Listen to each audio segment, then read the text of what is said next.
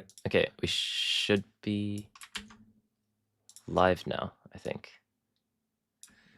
Ooh. No, there's no more. What's the when you do the thing over? Redo? What? Is it? Right, I feel like there's a more official feeling term, but yeah. Are you gonna post about it on Twitter? Like, do you want? I can repost that in a second. Yeah, I'll do that. I need to change some settings, get stream up and whatnot. Okay. Because it's been a while since we did one of these. It has been a while. Wonder if people still remember. Actually, I get asked about this a lot. I'm sure they remember. And I get a lot of. I'm not sure how often people talk to you about in America about the old bull, but in Europe there's been like a lot of positive feedback, like every event. So that's good. Especially if someone from Europe is joining at this time, like props to you. Like you should probably fix your sleep schedule, but props to you. Is it like 2:30 for you? 1:30? 1:30 or 1. Wait. 1:09. Yeah. That with the iOS update, it has this thing where it hides like the half the number of the clock, so it's like it's 1:09. But yeah, why would it make reading time easy? Like that iOS update sucked. First world problems, I know, especially with like what's happening today globally. Oh yeah, last night I just was up super late and I just heard about Venezuela. I was like, what in the world? Yeah. But this is not a politics thing. Yeah. Okay, I tweeted as well. If you want to talk about gaming, my friend found about it through like because he's a RuneScape player. Like, yeah, it's kind of wild how those things work out. Wait, you tweeted about it? Yep, I'm about to. I have a. Oh, hold on. Yeah, I just switched to Discord tabs because I need to. Oh, okay. It does just ping everyone. That's nice. I have a little Discord server now, so I need to inform people that that's going on. Okay. Just reposted. Awesome. We are in. Let's go. Happy New Year's, guys. How's everyone doing? Happy New Year's. Happy New Year's. I'm doing okay. I'm doing fine. Yeah. Yeah. Ooh, this is gonna be a fun time. It's been a little while, yeah. How long has it been? I checked. We do an actual date. So I checked before. I don't know the actual date. It said 3 months ago. So. Oh wow. Yeah, it's been a bit. Jeez. Okay. All right. So in the meantime, let's go over what has happened since then, just because I think it's a fun thing to do.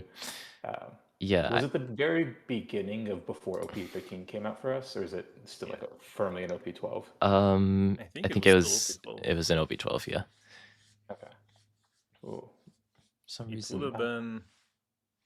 I think around release of PRB2, so it would have been like on the verge of PRB2. Okay. Like, wait, I need to see which topic was the last we covered. So I think it was talking about how Blue Purple Luffy is still broken and Sakazuki kind of sucks. That sounds about right. Yeah, those are both true. Yonas volume low. Okay, let me see what I can do about that. Okay, my volume's low. Oh, okay. You're at 200% for me, so probably on your side if you can fix that. Yeah, I can fix that. Yep. Okay, yeah. Yeah, but guys, let us know how volume is and whatnot, and we'll adjust. Yeah. So where do we pick up from? Like, we can start with just all the tournaments that you ended up doing well in, because you started off with you had a GP top 8, right, in PRB? Yeah, that was in Bonn. That was so long ago actually. It was top 8 in Bonn. I lost to Calgara, which was played by one of the Berlin guys, Enheim. Like he's on the team with Kevin, I believe, who's going to Worlds, one of the EU's reps from back in Paris finals where he won with each.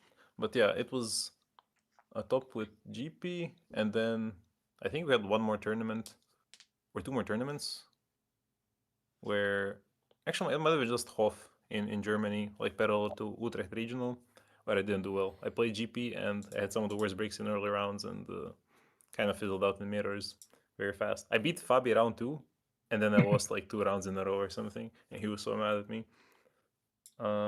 And then OP13 came out, and that's where I really hit the groove, or like, I don't know what the saying is. It's a bit late, but yeah, Emu.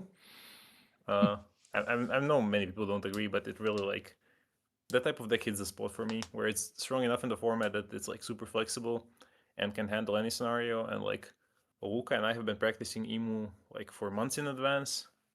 Even Christian did, like, which I guess even is the wrong word. He usually is the one who grinds the most in advance, but he just also does a lot of other stuff. And yeah, we just grind a ton of Emu, and the first Treasure Cup with Emu was Barcelona, which Luka won, and I got second. And on that weekend, there was also the Toulouse regional in France, where another guy from our locals, Juraj, got top 4, all on the like same list. And the next week was the Edinburgh regional and Treasure Cup, where I got top 16 in the main event. Christian got second, and Luka played the Treasure Cup, the side event, but better than the main event, and he also won that one.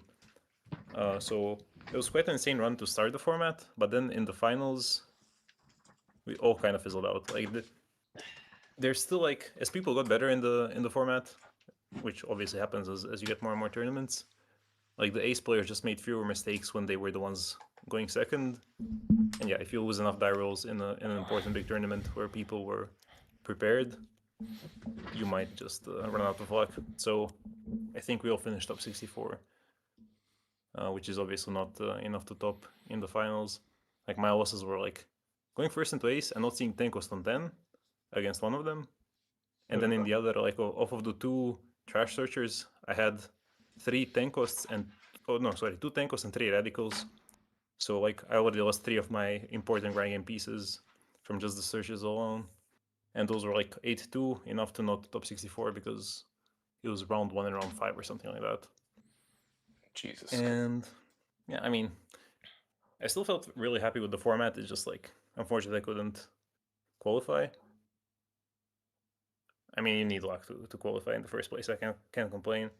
And then the only thing that really surprised me is Ace was all 4 spots in the top in four. top 4 of European finals, which I did not expect. I thought in Top Cut Emu always dominates that matchup, but pretty much all the Emus were like, as you had the bracket, right?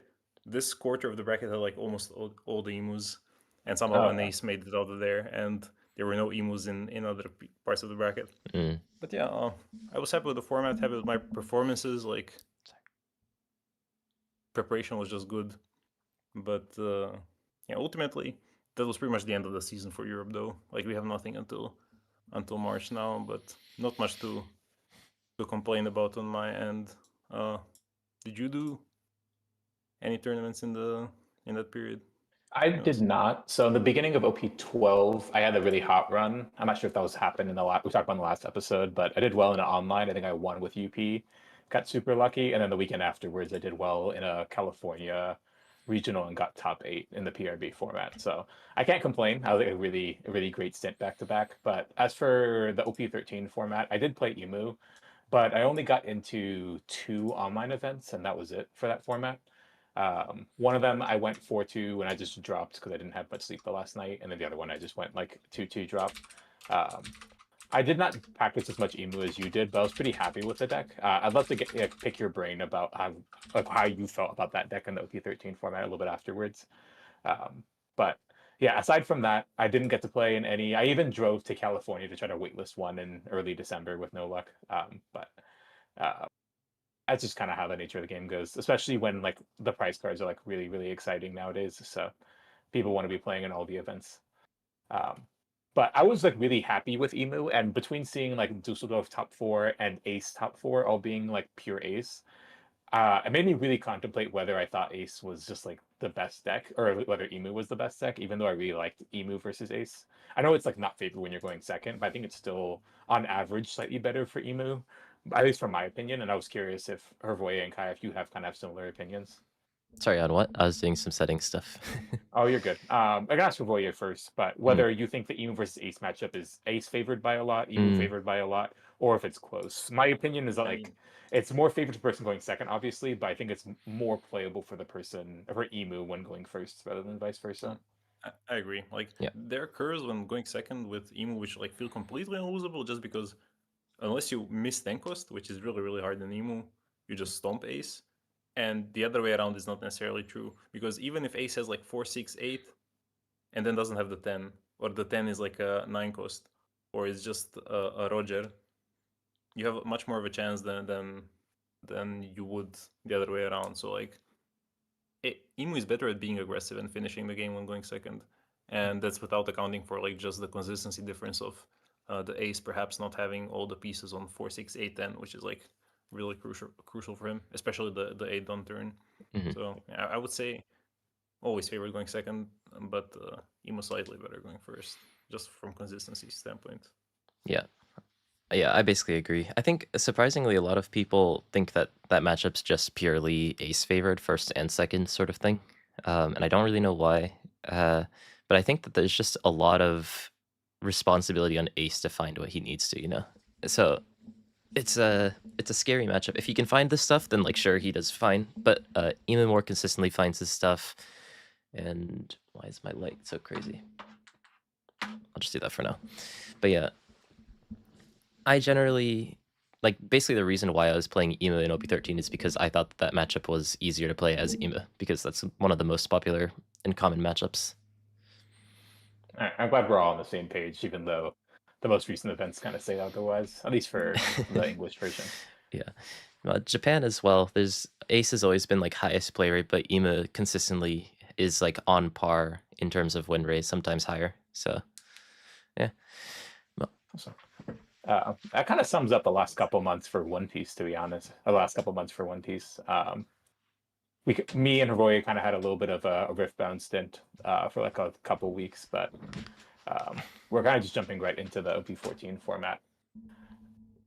Before we kind of talk about what that is going to look like for the English version of the game, just because of how complicated the globalization is going to be, how has OP14 looked for you in Japan, Kai?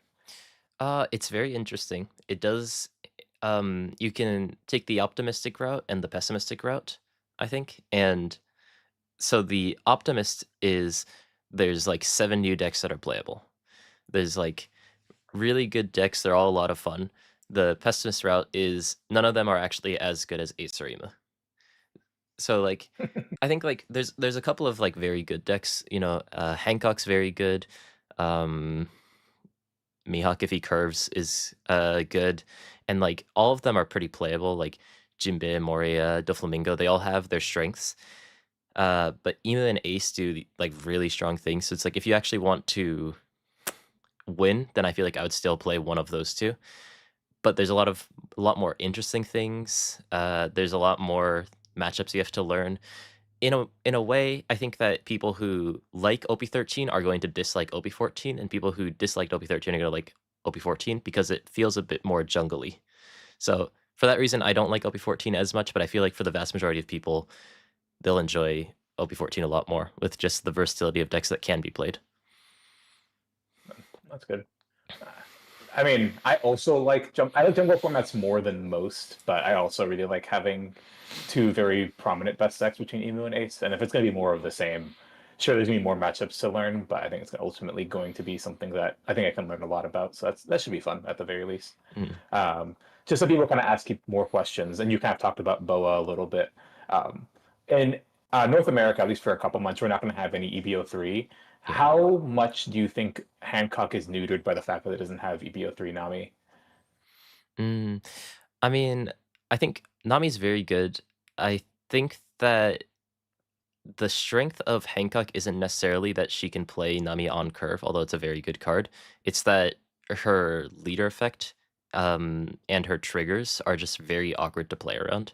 So like maybe it won't be as strong, but like the thing is, I think that the consensus in Japan recently has been that like Hancock's one of the best decks in the format, and I don't like it's a strong card, but I don't necessarily think that that alone is going to put her out of the conversation of being in the meta.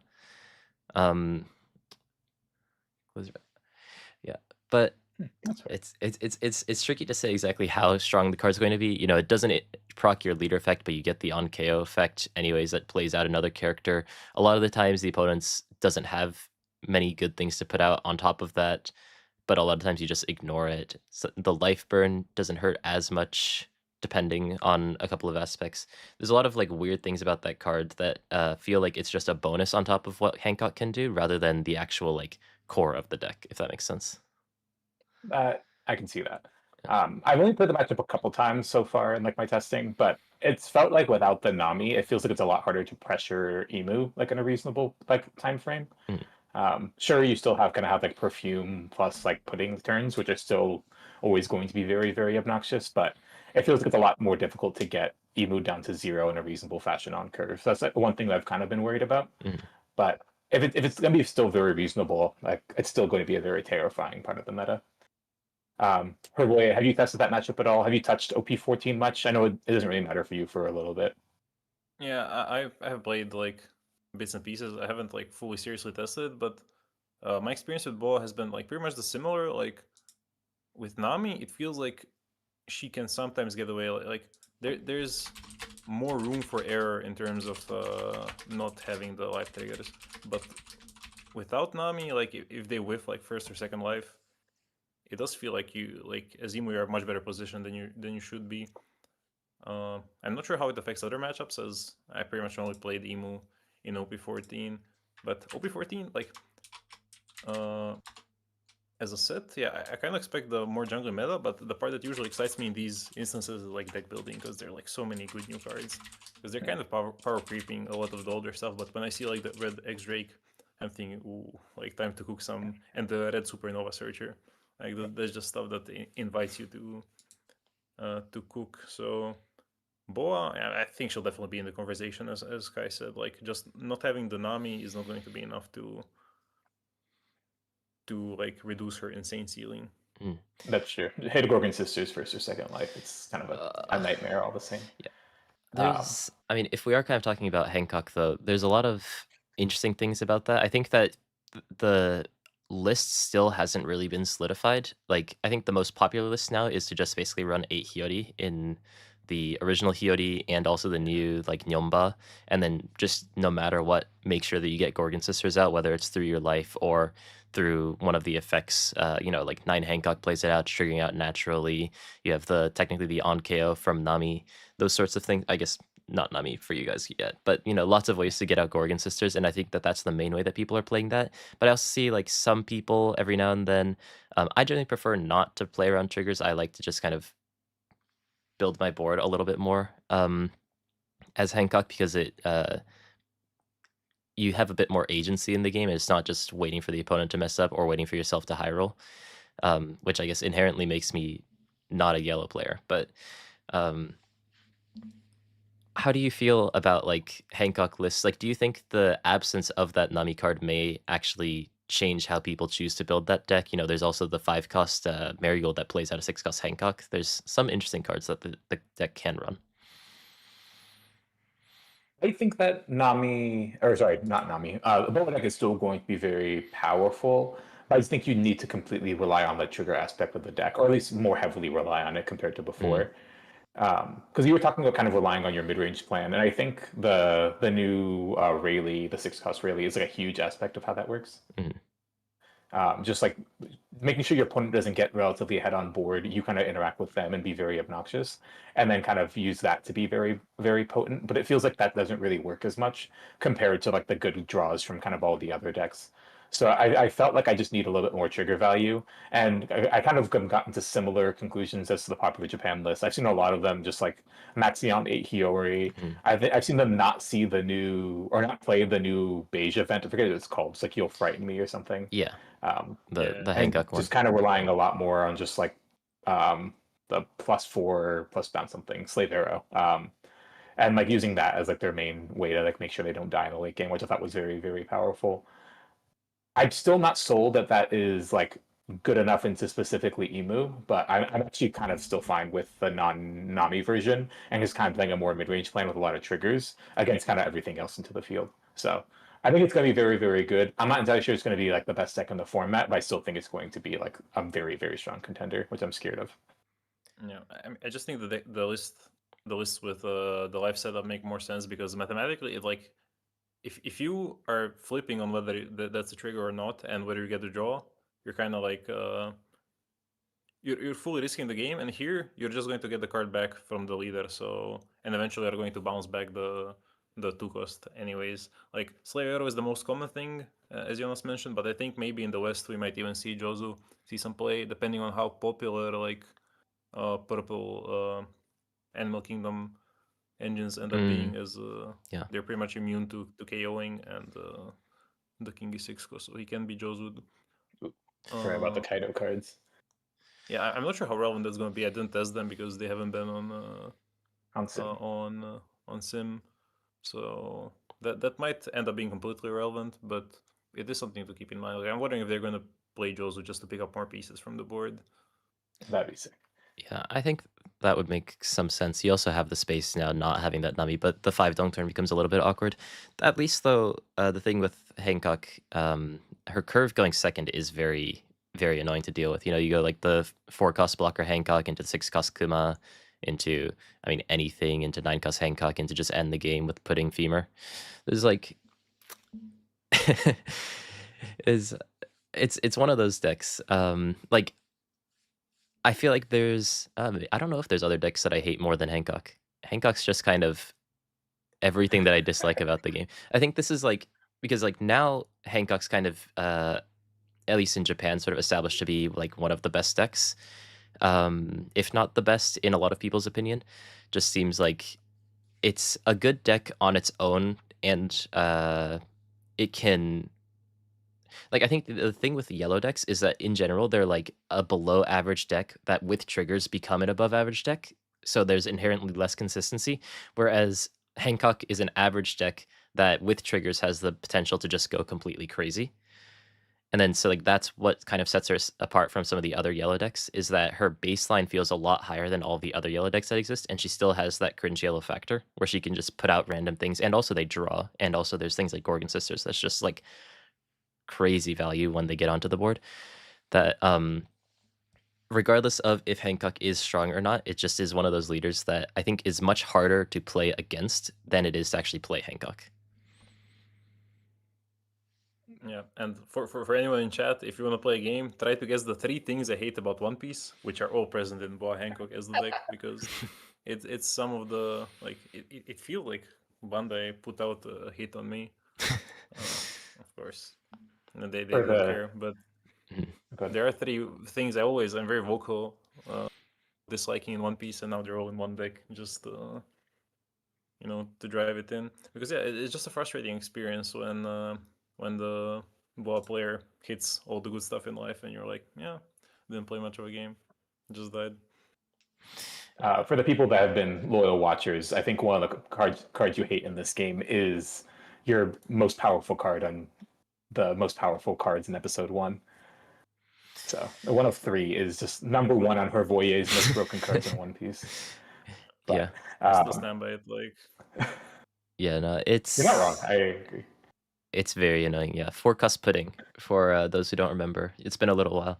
But yeah, 4 cost pudding in a trigger deck that can also have 20,000 power unblockable. I guess 16 after you play pudding, but very, very scary. I've actually managed to survive a pudding into 16,000 unblockable before. I just drew into 4 counter events, but grounded radical. Yeah, yeah, Radical never existed. Yeah. Yeah, I'm not saying that like Emu isn't also cringe. I'm just saying that like fundamentally what It's Hancock lovely. does is cringe, but the power that Ema has is also very cringe. So yeah. I thought Bo would be a fascinating leader because it kind of invalidated one of Yellow's like real crutches, which is the fact that when you're just attack with your board, your opponent doesn't really have to attack into your life and give you trigger value. They can just attack into your board and just like make you exhaust all your resources that way. But the fact that Boa's leader effect just like invalidates every sort of just starve or even like half starve strategy and trying to fight back at board with her leader effect is making you take a life is just so frustrating.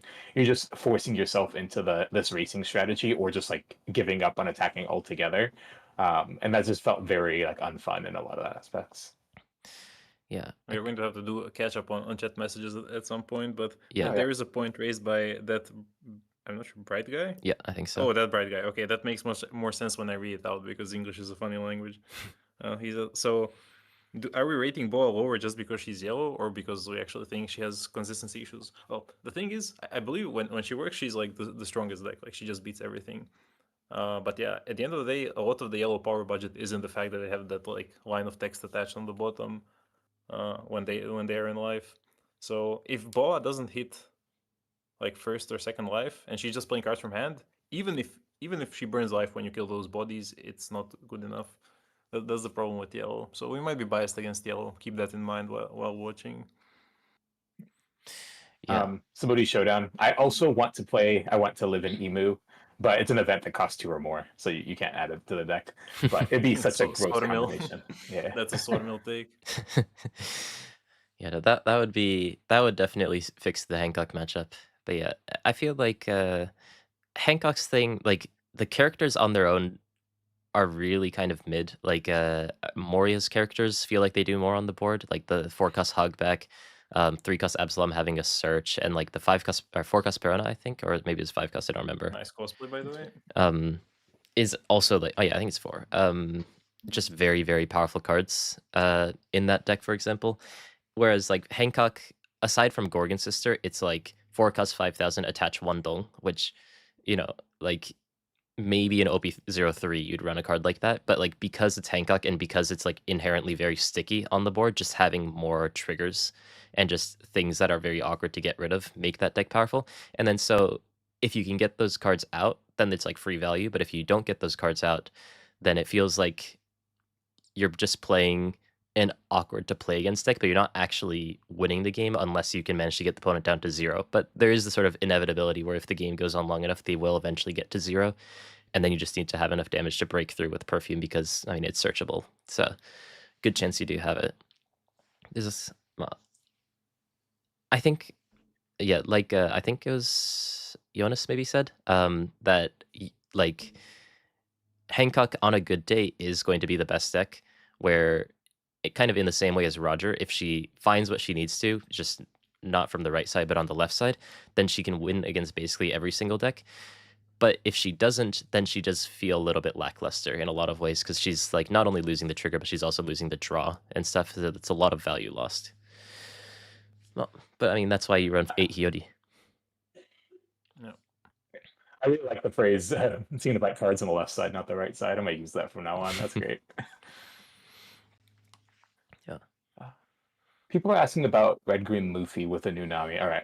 As someone who thought that was one of the most interesting leaders in OP13, I unfortunately have kind of given up on that guy completely. The new Nami does, like, it is a very, very powerful card. I just don't really see how Red Green Luffy competes on board presence compared to any other deck. Sure, you can counter and like be at 4 for a very long portion of the time, but in terms of like building a board against Emu and Ace, you kind of fail in a lot of aspects, which is very frustrating. Yeah. I mean, go ahead. I want to say like Red Green Luffy always the ability just reads broken because you're effectively getting free cards, but somehow it always manages to like. Okay, to be fair, my OP14 testing against Red Green is not extensive, but I saw it had some success in Chinoy's cups as well. Shoutouts to Ruben. Like I saw he had a very successful year. But it's like a deck that conceptually it reads like it should do very good, but in practice, like what you want in one piece to actually win is the board. If you can establish a board and you can maintain the board, then you're winning pretty much regardless of hand size. And Red Green Luffy, that's like the number one thing he struggles with. And he probably, or like might get better when we get the, what's she called? The green promo from the teens. It's Nico Robin, right? The yeah, Robin, the 3-cost 4,000. That's a Shigi for straw hats. I can see like it getting like better at maintaining a board at that point, but I'm still not sure. Like we need someone to break that deck if it's possible.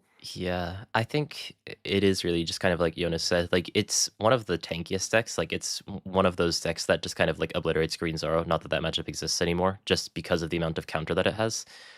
But it doesn't really have a way to actually like push back. And in a meta where there's this inevitability of like Hancock and Emu once they get to their like higher long turns and the really powerful cards that they have, it's just hard to actually justify like dragging the game out without actually winning the game, because those other decks can drag the game out and also win the game.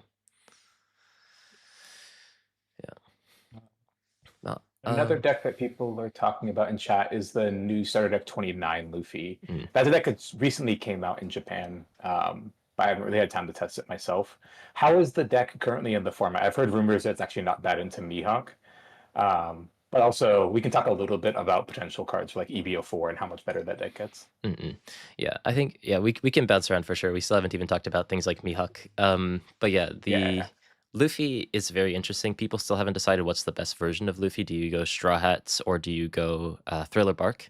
And I prefer Thriller Bark just because you have 6 life. So that's just inherently 6 free trigger chances. And you also have things like the 6 cost S Snake and the 7 cost Robin, the 8 cost Moria. So you basically have like 9 to 10 life every single game if you wanted to. And if you have those Thriller Bark triggers, then like you're very consistently getting out bodies onto board, even if they're not as big. But the thing with the Thriller Bark version is that it's not as good into Ace, obviously, because your characters are 5k. And Ima is also one of those matchups that can be a little bit difficult if they know what they're doing. Like, if you play the game slow enough that you can establish your 10 cost and then start fitting back, even if the opponent has like 9 to 10 life, that's only like 3 turns for Ima. So if you can start to lock down the board, then it's not bad for Ima. But the OP14 matchups, Hancock, Mihawk, Moria, technically, those like it's a very good deck into yellow decks just because he has more trigger chances. And it's just a lot tankier than those other trigger decks. And just having 6 life into a leader that doesn't cheat in the game is very, very strong. So I think that he's a surprisingly good pick. He does tend to struggle a little bit into some of the higher tier decks, as in just basically Ace and Iba. But you can make those matchups a little bit better with the version that you pick. Yeah. Well, all in all, pretty good deck, though.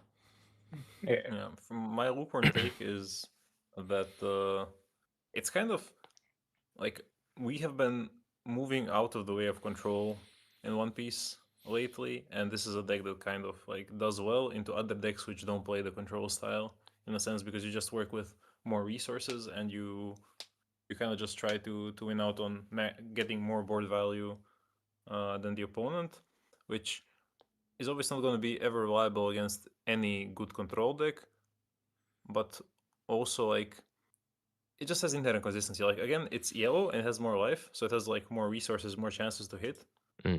But I think I prefer for that reason. Like I even saw some hybrid builds of Straw Hats and Thriller Bark, because you can kind of fit pretty much all the important Thriller Bark cards while still having like the good stuff like Sanji and Zoro. I see. I guess CBF4 is gonna have Luffy as well, but I think like on paper those hybrid builds appeal the most to me. But obviously, I did not test a yellow deck months before its release, so I might be talking out of my ass. Yeah, I think even in like the Straw Hat version, I don't see people running the 6 cost Zoro as much. I think people really are just focusing on just I'm going to have 10 life and that's going to be enough to kill you sort of gaming. Which, it works against a lot of decks in the meta, but it's not enough to make him really in the conversation of the best like top 3 decks quite yet, I think. But it could be in the conversation for the top 5, maybe like barely out of there, but I think it's a pretty solid deck. Something that you may consider for like a 3v3 or 5v5. Not that those exist in the West. But it's not one of the things that I would bring to like a 1v1 tournament, because there are some matchups that feel like just inherently feel like the finish is a little bit too far away.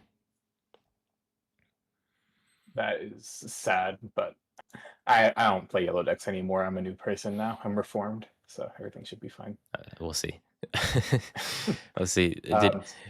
Oh my god, Sky Island's coming back at OP15. We're so cooked. We're gonna have Yonas winning Nats again with NL. We are being told we are boring. Like, where's the goo? Well, okay. Here's the thing. So OP13, like the 2 good leaders in OP13, are so much higher in power level than everything we had before, and OP14 feels like playing catch up. So nothing like stands out to the same degree if you're expecting to be wowed. I feel, but it feels like more like a balancing field. or like a set that just catches you up. Like you know how OPO5 like Sakazuki was the deck, and then OPO6 introduced a bunch of decks which kind of caught up in power level Like to Moria. Sakazuki. Yeah, like Moria, and I think this is like pretty much more of the same. So like nothing is gonna be that standout new tier 0 deck that's gonna be super exciting. So if we sound okay, maybe it's our fault in how we talk about the decks, because these decks are really strong. Because relative to all the things we had before, they're still really strong. Yeah. But just compared to Ace and Emu, they're like they catch up, or maybe they're like a little bit below, maybe a little bit above, but Yeah, it's not any drastic difference. So you're right. We should qualify that. Like, we're probably talking about like 5%. Like these decks are just like giving you 5% extra win percentage in these things. And for people that are like really obsessed with winning, like at the very least, like myself, I really want to try to get all of these slight edges, and I just don't really want to play a deck that's even like slightly weaker than anything else. So we might be a little bit more dismissive of all these other like decks that are still quite strong, but just like feels slightly worse than like the really powerful menaces that exist. So um, we might be a bit reductive, but I do think that's an important thing to talk about. Yeah, I think there's probably, I think maybe not to the extent of your OP12, but still in a similar sense, there are many decks that can actually top. And on a good day, any of them can win. I believe, like in Japan, maybe it was at the end of OP13. That was Bonnie, but like we had Hancock win. Mihawk was very consistently top deck, top cut, but I don't think it ended up winning. Purple Doflamingo showed up very consistently despite a very low play rate. We had all of the new leaders except for Moria and Law in top cuts. I think that all of them are playable. All of them can, on a good day, get you the win. It's just that the most consistent at getting into top cut would probably not be one of those two. But maybe I'm a little bit biased because I believe the last Japanese championship didn't have Emu in top cut, which was very surprising to me. Yeah, I think it was like 4 aces, I don't know, it's like 4 Hancocks, 3 aces or something, and then Hancock ended up being 3 out of the 4 top 4 and stuff. It was very crazy. But yeah. Okay. We probably should talk about the other deck that's really powerful in OP14. That's Mihawk, right? Like a deck is arguably probably like one of the best decks in the current format. But how have you guys liked Mihawk? I think there's still a little bit of indecisiveness in terms of what kind of core you want to build a deck with, because a lot of people are building it with like the mostly the OP14 core, like the Kiku, the Tashigi, and a lot of lists are doing things a lot more towards like the Supernova package with just like 2 cost Kid and Killer, playing 5 cost laws, stuff like that. Um, which one do you guys think is better? And in a vacuum, how good do you guys think Mihawk is?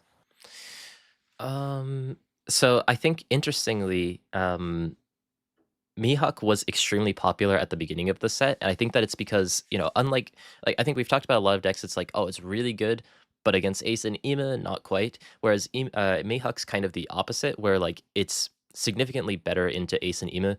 That matchup, it's become a little bit more messy with people learning the matchup a little bit more, but the reason why it was popular in the beginning of OP14 in Japan was because it was like the deck that beats Ace and Ima. But the issue with Mihawk is that while he beats these 2 decks, at least on paper, he struggles a lot more into some of the other OP14 decks that came out, whether it's like Purple Doflamingo. Hancock's a bit more of a messy matchup, but like there's if Mihawk was thrown into the OP13 meta, I think that he would be one of the best decks. Although he does have some consistency issues, which always to me marks them down a couple of points.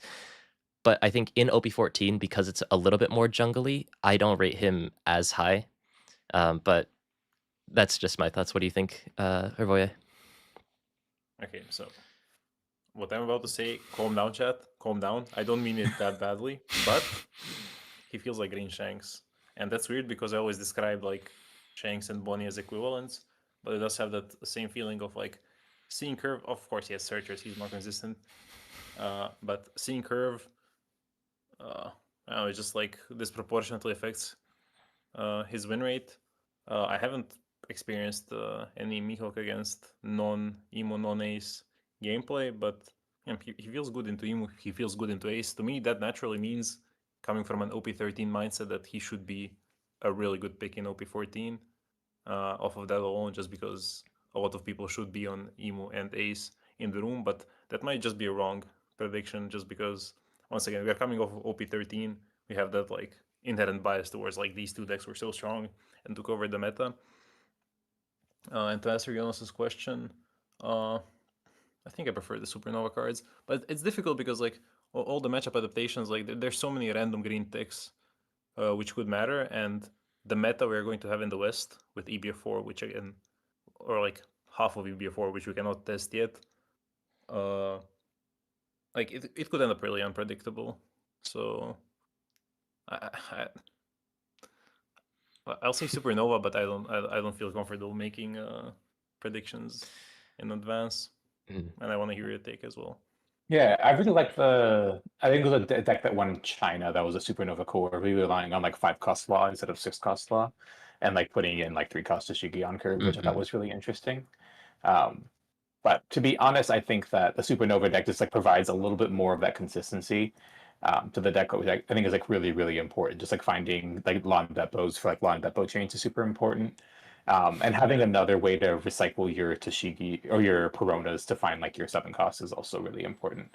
So I thought all in all, I think I really like the Supernova version a little bit more, but I also couldn't see the high roll with like the non-Supernova version. Yeah. So I think those are both reasonable. I have not tested out the Wano version that Skepos is talking about with just like what is that draw to event? I forget its name. You can be my samurai. No, be my samurai. Yeah, you can be my samurai. That seems pretty But interesting, but you need that a lot doesn't of rotate. saves. Yeah, that does doesn't not rotate. That's fun. Yeah. Oh, weird. Okay. Did the Chinese list run 7-cost Shanks? I don't remember. I believe one of them played 4 copies of 7-cost Shanks, and one of them played like 2 to 3. Okay. But the Supernova version also just played Perona as a searchable target, which is super nice. Yeah. Or a way to find the Shanks. So my problem is I've really tested like Emu versus Mihawk a lot, and I'm trying to get better at it from the Emu side because I obviously lost like the first game once you don't get a real feel for it. But it feels like the entirety of the game boils down to the Shanks turn and how much pressure that you can apply on that Shanks turn from the Emu side. And I just feel like if the Emu players get comfortable with playing that matchup and can feel slightly favored when they can like really, really punish that and like completely obliterate Mihawk's hand, it feels like a very difficult matchup for Mihawk to play. But if things go smoothly, things go smoothly. So yeah. I think for me, Mihawk's just one of those decks like it does very much feel like Red Shanks, where like you need to find your cards on curve, and also kind of unlike Shank, actually, you also need to have the correct amount of counter in your hand. Like Mihawk's very weak to like small chip attacks at 5k over and over again, because the deck has like a lot of counter events, but also has a lot of counterless, which means that if you just keep hitting at 5k, they're eventually going to be forced to give you +3s and +4s on your 5k hits. So like even for Emo, you know, a lot of times I'll just play out Nasuchiro as a Rush Zoro effectively and just hit them for 5k just to bully them a little bit. And then like a lot of the times like they just don't have the correct amount of counter in their hand, even if they have the correct cards on the board. And if they have the correct, or if they don't have the correct cards, if they don't have the correct cards in their hand, then like it's very tricky to defend their board. If they do have the right counter, then they may not have the correct board. It's like they need to have a lot of everything. And for me, that's a lot to ask for. But it is undeniable that if he does have the stuff that he needs, he's very, very powerful. I would 100% agree with that. I just know I'm never going to play Mihawk, even going into Nationals, even though I'd be one of the better decks to play. And that's purely because I refuse to play a green deck ever again. I think I've talked about this once, but I'm not playing a green deck in a tournament. The power is there. I just can't. I cannot see myself playing a green the deck. most judgmental trio on the planet when it comes to One Piece decks. Never gonna play yellow, never gonna play green. Like we're down to 4 colors, guys. Bandai, add another color. We need orange. Orange? Okay, I say no more. We're in. Add more colors. It's just gonna be the life burn and trigger color again. It's just Wait, why is what's up? Oh no, let's go. Go ahead. No, it's off topic. So okay, you go first. No.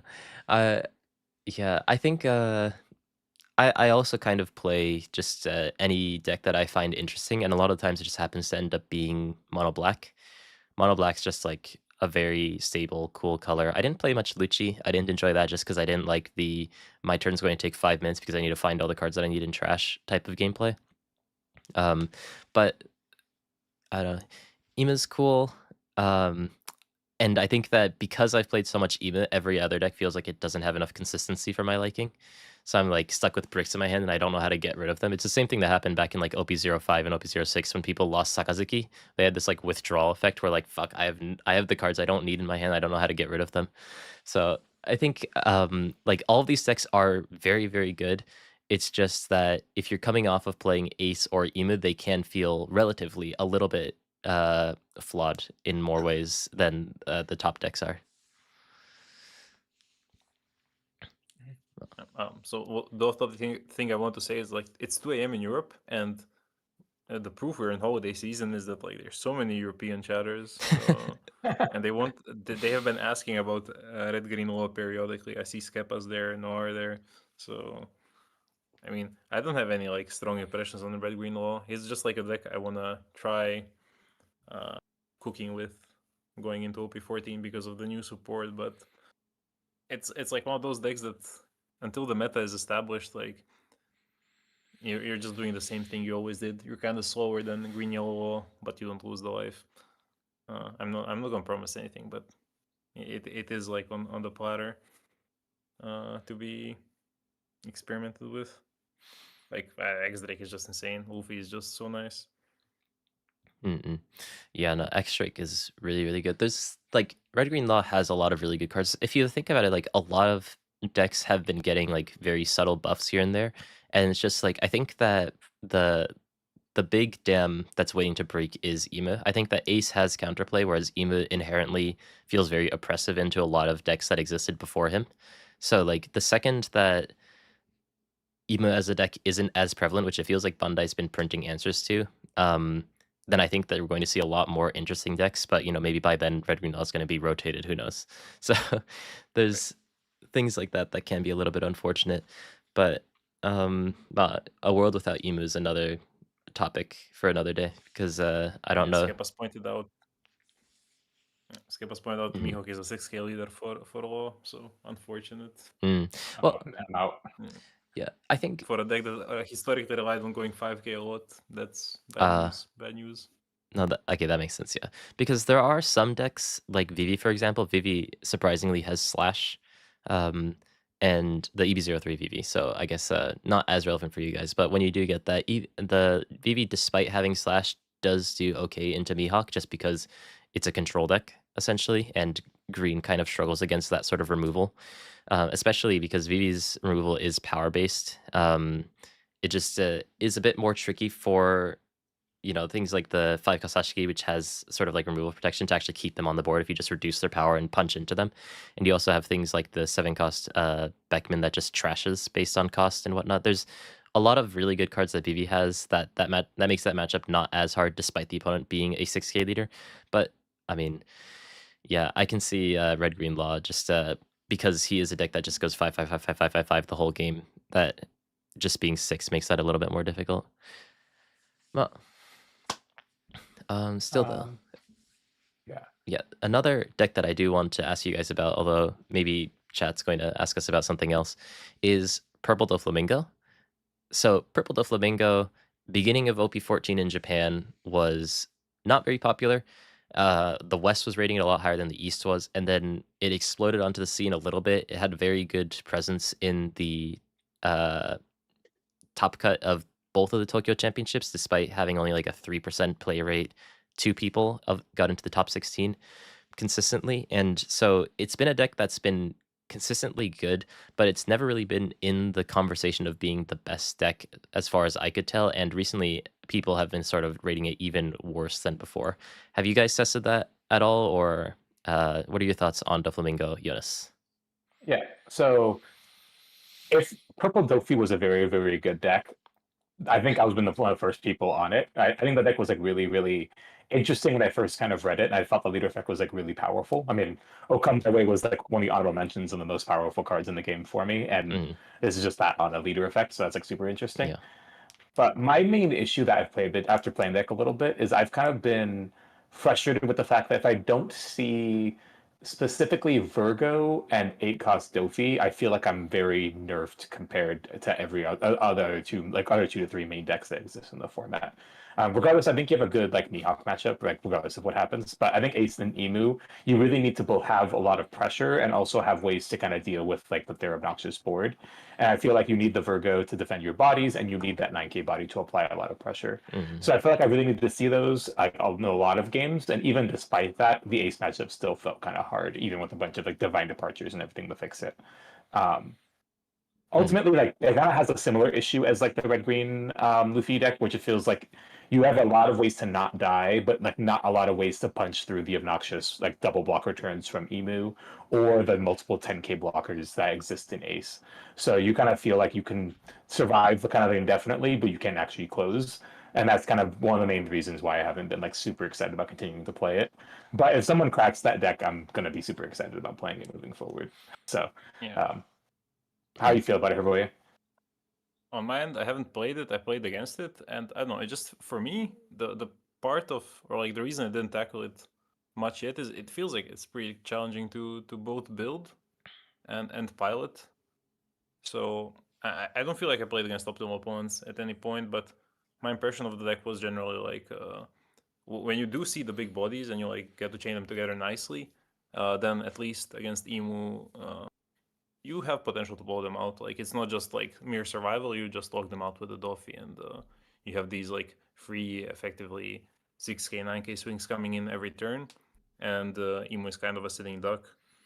But yeah, when you don't find those pieces, when you like play an early Katakuri, which is like in other purple decks that have like proper late game payoffs, the early Katakuri can be like insane. In Doffy, doesn't feel that way, and that just is kind of a what's the word for it? A red flag, because that should be like a card that like helps you snowball you really strong. But at least against Emu, like with the Nazjure, it doesn't feel that insane. And the wider the opposing deck can go while staying safe, the worse it feels for Doffy, just because it reduces the value of redirecting the attack. Because when you think about it, it's kind of like the it's not the same, but it's sort of similar to the Bonnie leader in how it functions. So it's like it has elements of Bonnie. I'm not sure. Like I need to test the deck, and it felt like too much of a challenge because after Euros, I neglected to mention it, but I had like COVID for like almost 2 weeks, so I was like completely out of commission. So I didn't really get as much testing as I would have wanted. And obviously before Euros, I had like the Riftbound stint as well. But yeah, I think it's probably more difficult deck to play than people anticipate, and that's gonna be a decent barrier to playing it optimally. It's also kind of difficult to play against because there are timings where, like, for example, if the opponent opens on 2 Dong, 2 Dillinger, then like there's no reason to hit on 3 Dong, for example, because you're just giving them a free search essentially. And then so like leaving them on the board forces them to have to redirect into the Dillinger later on, which makes them not be able to direct into some other things, or else they lose value. So like there are some timings that are a bit awkward for both players. So I think it's one of those decks that it's hard to play and also hard to play against, which is interesting. But yeah, I think the main thing for me is like the red green Luffy analogy that we were talking about, in that it does struggle to get over that finish line a lot of the times, even though it can survive like forever. Glad we're on the same page. Like Yeah. even We the didn't deck. talk about Jinbei yet. Oh, Jinbei, yeah. I can just reply that in chat. I don't know why I said it out loud. I mean, we can just talk about Jinbei now. It's not that big of a deal. I've played honestly 0 Jinbei. I've not seen like much of a reason to want to play that deck, but I would love to hear your guys' thoughts on it. Is it like a really like potent? Like, do you think that like the power of the ceiling the deck is high enough to compete? Is there consistency issues? What are your guys' thoughts about that deck at all? If you have any, are your thoughts on it, Kai? So I think that the deck is solid. I think once again, it has that issue. It does.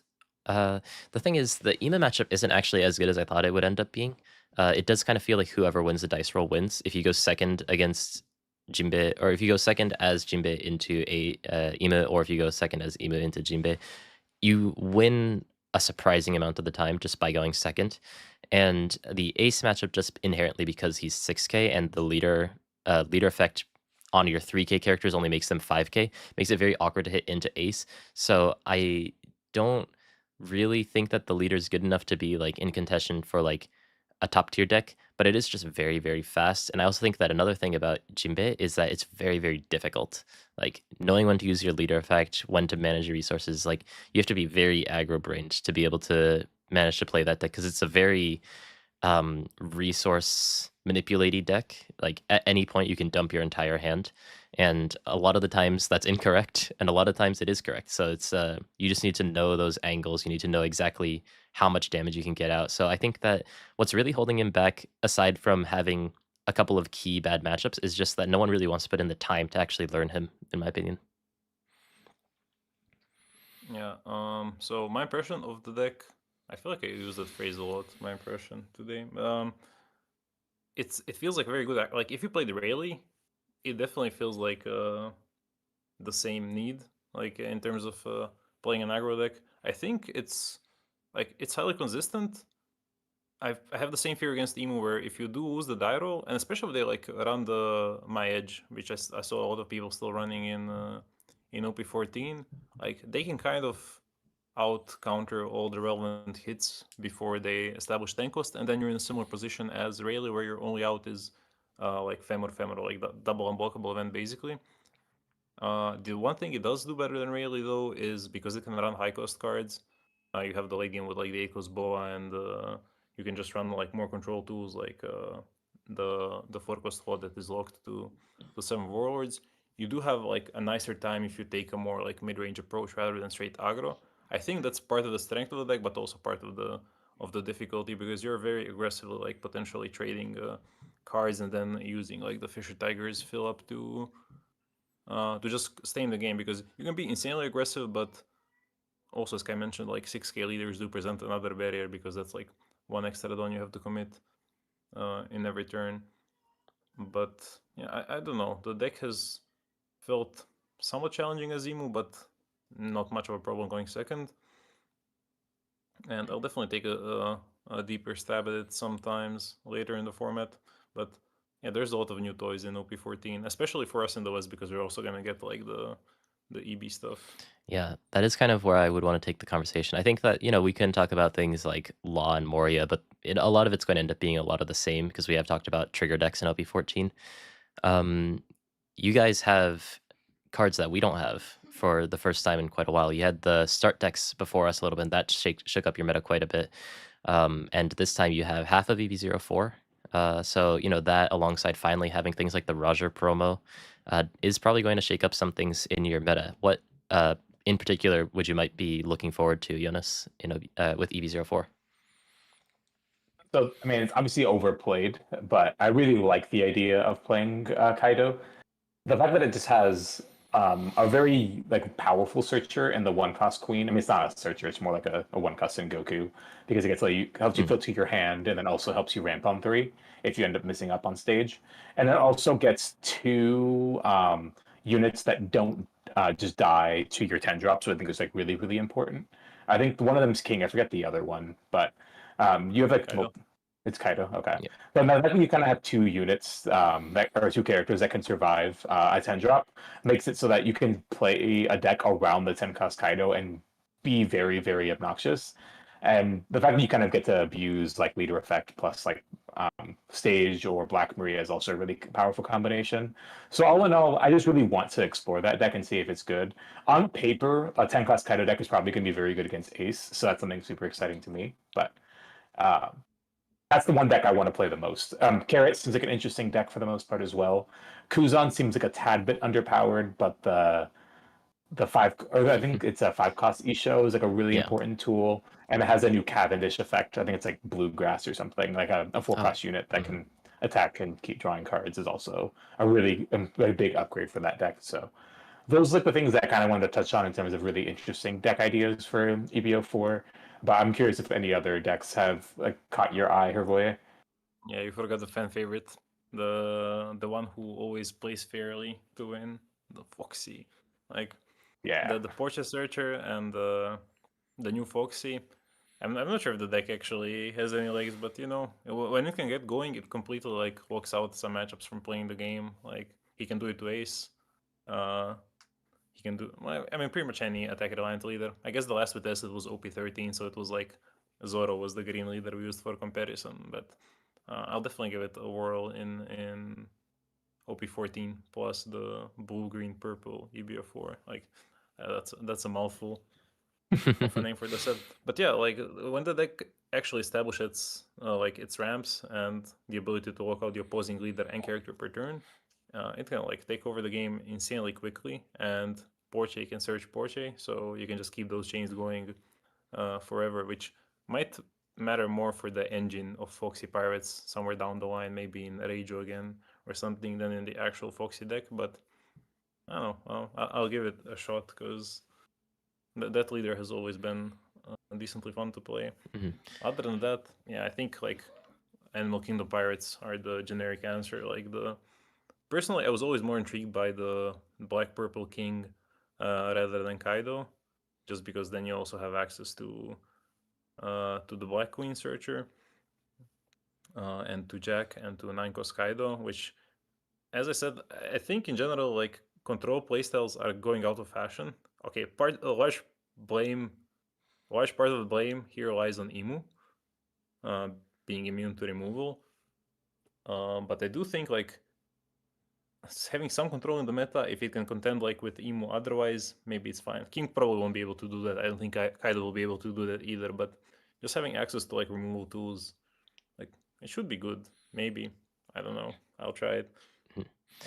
But yeah, like the Queen Searcher is insane. The bodies that survive the board wipe. It reads good on paper, but reality usually is different when testing starts. Yeah. So I haven't done any Kaido testing or King testing for that matter, but my friends have, and I know that they're a little bit less excited about it now after testing it. But I think that mainly that's just because the Ema matchup is still very difficult. I think that just like 10-cost Kaido counters a lot of decks in the meta. Like Mihawk is very weak to removal. Hancock, although she has like not removal protection but removal deterrent in her leader effect, but it is only once per turn. So you can wipe her entire board and only have to pay 1 life for that. And then Ace, of course, like he's spending his entire time trying to build up his board and then eventually close out the game with that. And if you just wipe that and reset that, then he kind of has nothing. So it's very good into these higher play rate decks that a lot of people are playing in Japan. It's just oh, hold on. Oh, okay, never mind. My chat just died. But it's very good into a lot of the decks. I think it's just that Ema is one of those decks that is kind of difficult to play against. And if that matchup can be solved, then I think that the Kaido could be very good. But that's just one of those things where I'm not sure. But I think just having a couple of good matchups into some of these more popular decks is going to make it playable enough. But I think it's just one of those things we need to test a little bit more.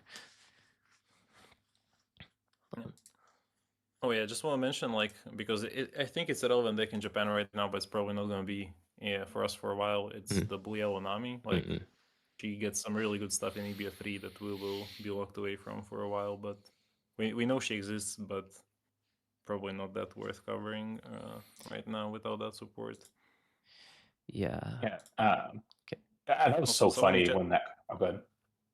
Someone in chat also mentioned we didn't mention the Megalo, the 2K. Oh which yeah. KOs arrested. I think 8K or less. 7K. 8 costs. Maybe it's 8K. Oh yeah. I mean that's a really good card on paper. Like it's a 2K. Like why does a 2K have that effect? Yeah. It's just generic, right? Yep, it is 4 cost 4,000, 2K. On play, you may rest this character KO up to one of your opponent's rested characters with 8,000 power or less. So interestingly, more power-based removal, which makes Animal and Fishman Island. Yeah, that's something. You know, maybe red-green chopper.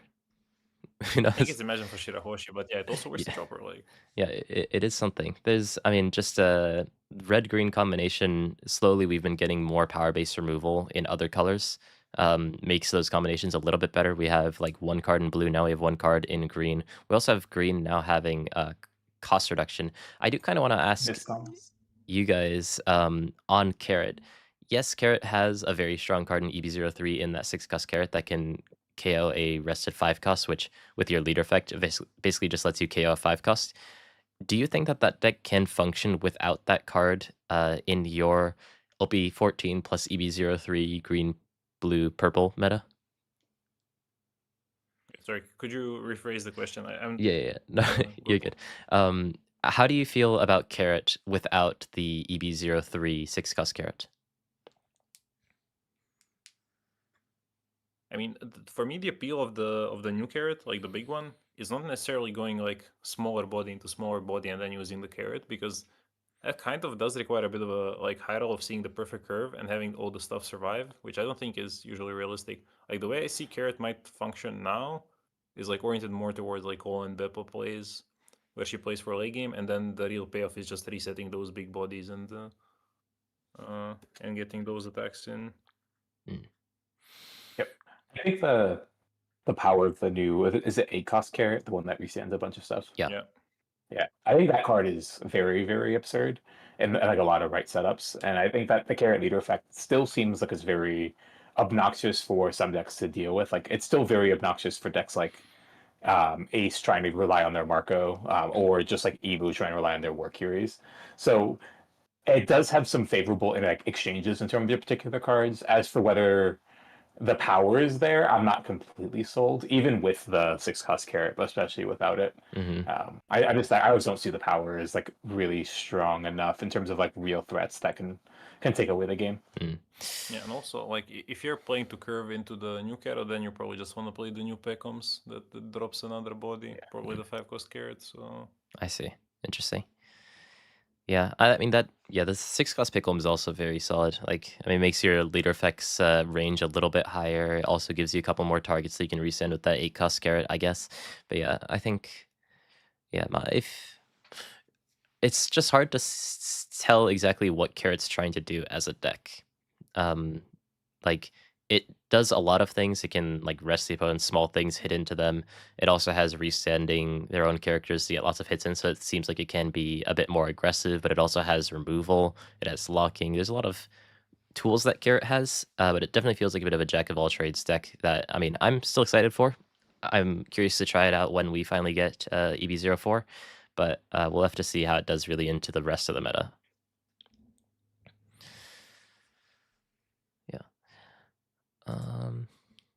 I do see some people asking about Kazang, some people asking about Croc. We haven't talked about.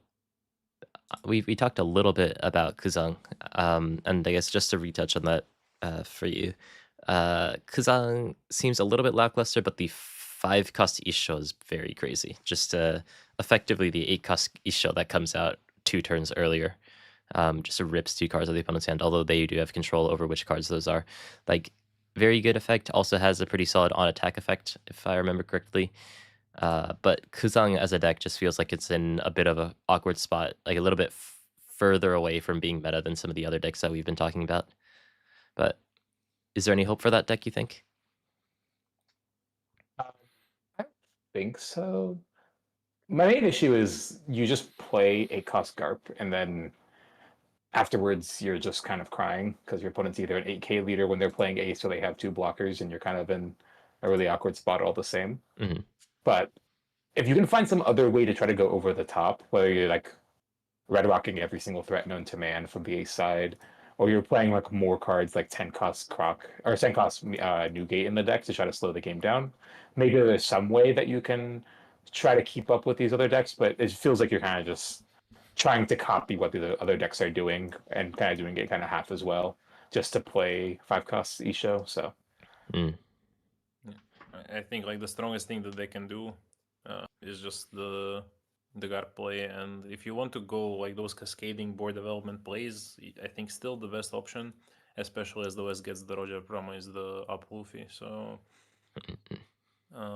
it's just, if you want to stack big bodies, he's the easiest leader to stay safe with, because his Gum Gum Giant is always Gum Gum Giant, and he can go 8K, which is a big barrier for all these like medium range aggro decks like Boa, for example, especially stuff like Jimbe. And even against Emu, like if you high roll, you can do well into Emu, or like into any deck realistically. You beat Ace, and if you high roll, you can beat Emu and every other deck with up Wolfie. And Kuzan just feels like a downgrade to that because you're always 5k, you don't have Giant. You're really reliant on having all your filtering effects to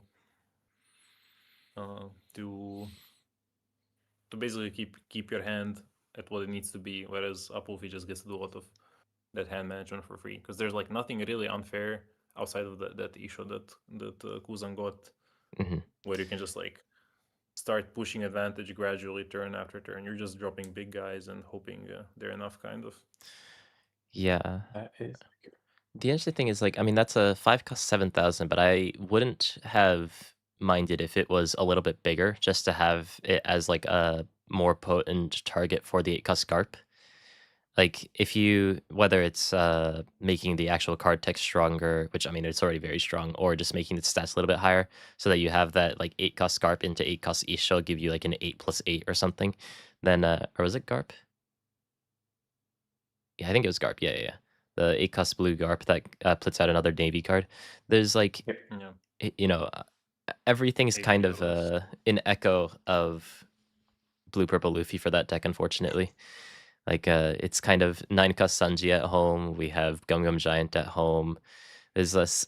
It's a good deck. It just doesn't feel like it's quite enough. Blue purple Luffy also, I feel like, is kind of on the verge of being good in OP14, but not quite sure. Especially with Kaido and stuff. You know, you have the board wipe Kaido. That can just reset a lot of Blue Purple Luffy's progress. There can be some more obstacles for that deck as well. Yeah, I didn't. I couldn't figure out how to beat Emu. Like sometimes you can high roll with UP and against Emu, and like 9 cost Sanji Roger, 9 cost Sanji Roger, like try to apply the pressure. But I feel like even with those draws, Emu's still in it a lot of the time, especially when Emu's the one going second. So I'm just like kind of frustrated with UP, where even like my nut high roll feels like it's like struggling to try to close the game out.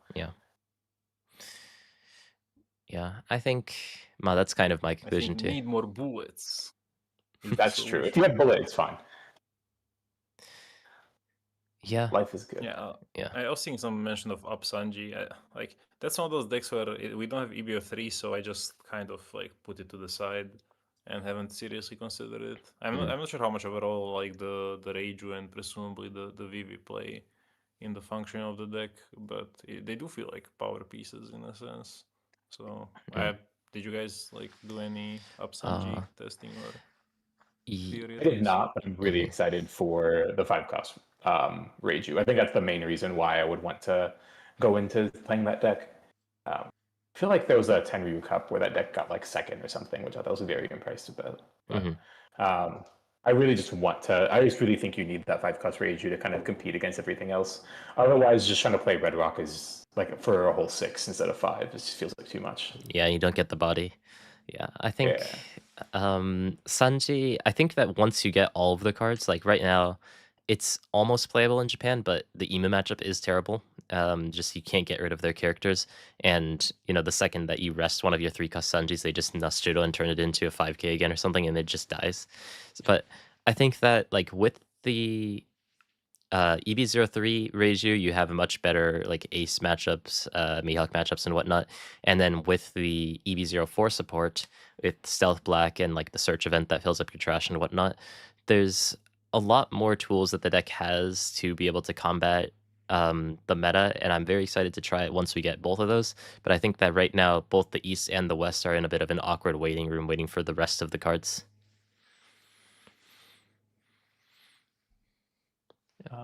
I've seen a couple people talk about Red Rock and kind of the hole that it leaves in the metagame after rotation. How do you guys feel about Red Rock right now in the current format? Do you think it's a healthy tool that exists? Do you think it's kind of a little bit too powerful? And do you want a card to kind of replace it in the upcoming decks? What are your thoughts on that, Hrvoje?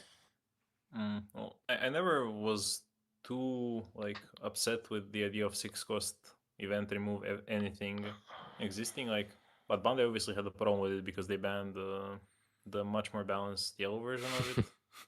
Yeah. Oh, I'm forgetting. Was it Kingdom Come? It's Kingdom Kingdom Come Come Riga, or yeah. Riga. Yeah. Yeah, yeah. And Red Rock is like, yeah, it's stronger. Like the only thing I don't like about Red Rock is the experience or like the scenario it currently creates in Ace Mirrors. Because once again, talking from OP13 perspective, where there are situations where it feels like if you don't have Red Rock for the first tank cost and your opponent takes the first tank cost, you're kind of in a really bad position. And I generally don't like those like key and lock, or lock and key rather, patterns emerging in any metagame or like in any matchup where if you don't have the X card at specific spot, you're probably losing the game. Not a fan of those. Red Rock, I'm not sure if its existence like helps or deters that that specific scenario. Actually, now that I think about it, but I assume the deck would be built differently and the matchup play differently if Red Rock didn't exist. So that's probably my main like. That's where I spend most of my time thinking about Red Rock existing. That's the best way for me to phrase it. I'm not going to be like sad to see it go, but I don't think it should be like rotated out or banned either. So I also wouldn't mind if they just like kept it in the game. But I'm generally a hater of rotation. I think we had this discussion Yeah. in one way earlier podcast. Yeah. So I am happy, or assuming that they actually get rid of Red Rock, I'm very happy for that card to disappear. I don't like that card existing within the game. My main issue with it is that once you like a lot of decks recently, just the way that Bandai likes to make their game is that a lot of decks just like get to late game and start spamming big boys. And when you're spamming big guys at each other, you start to create this like stalemate of like whose big guys are stronger.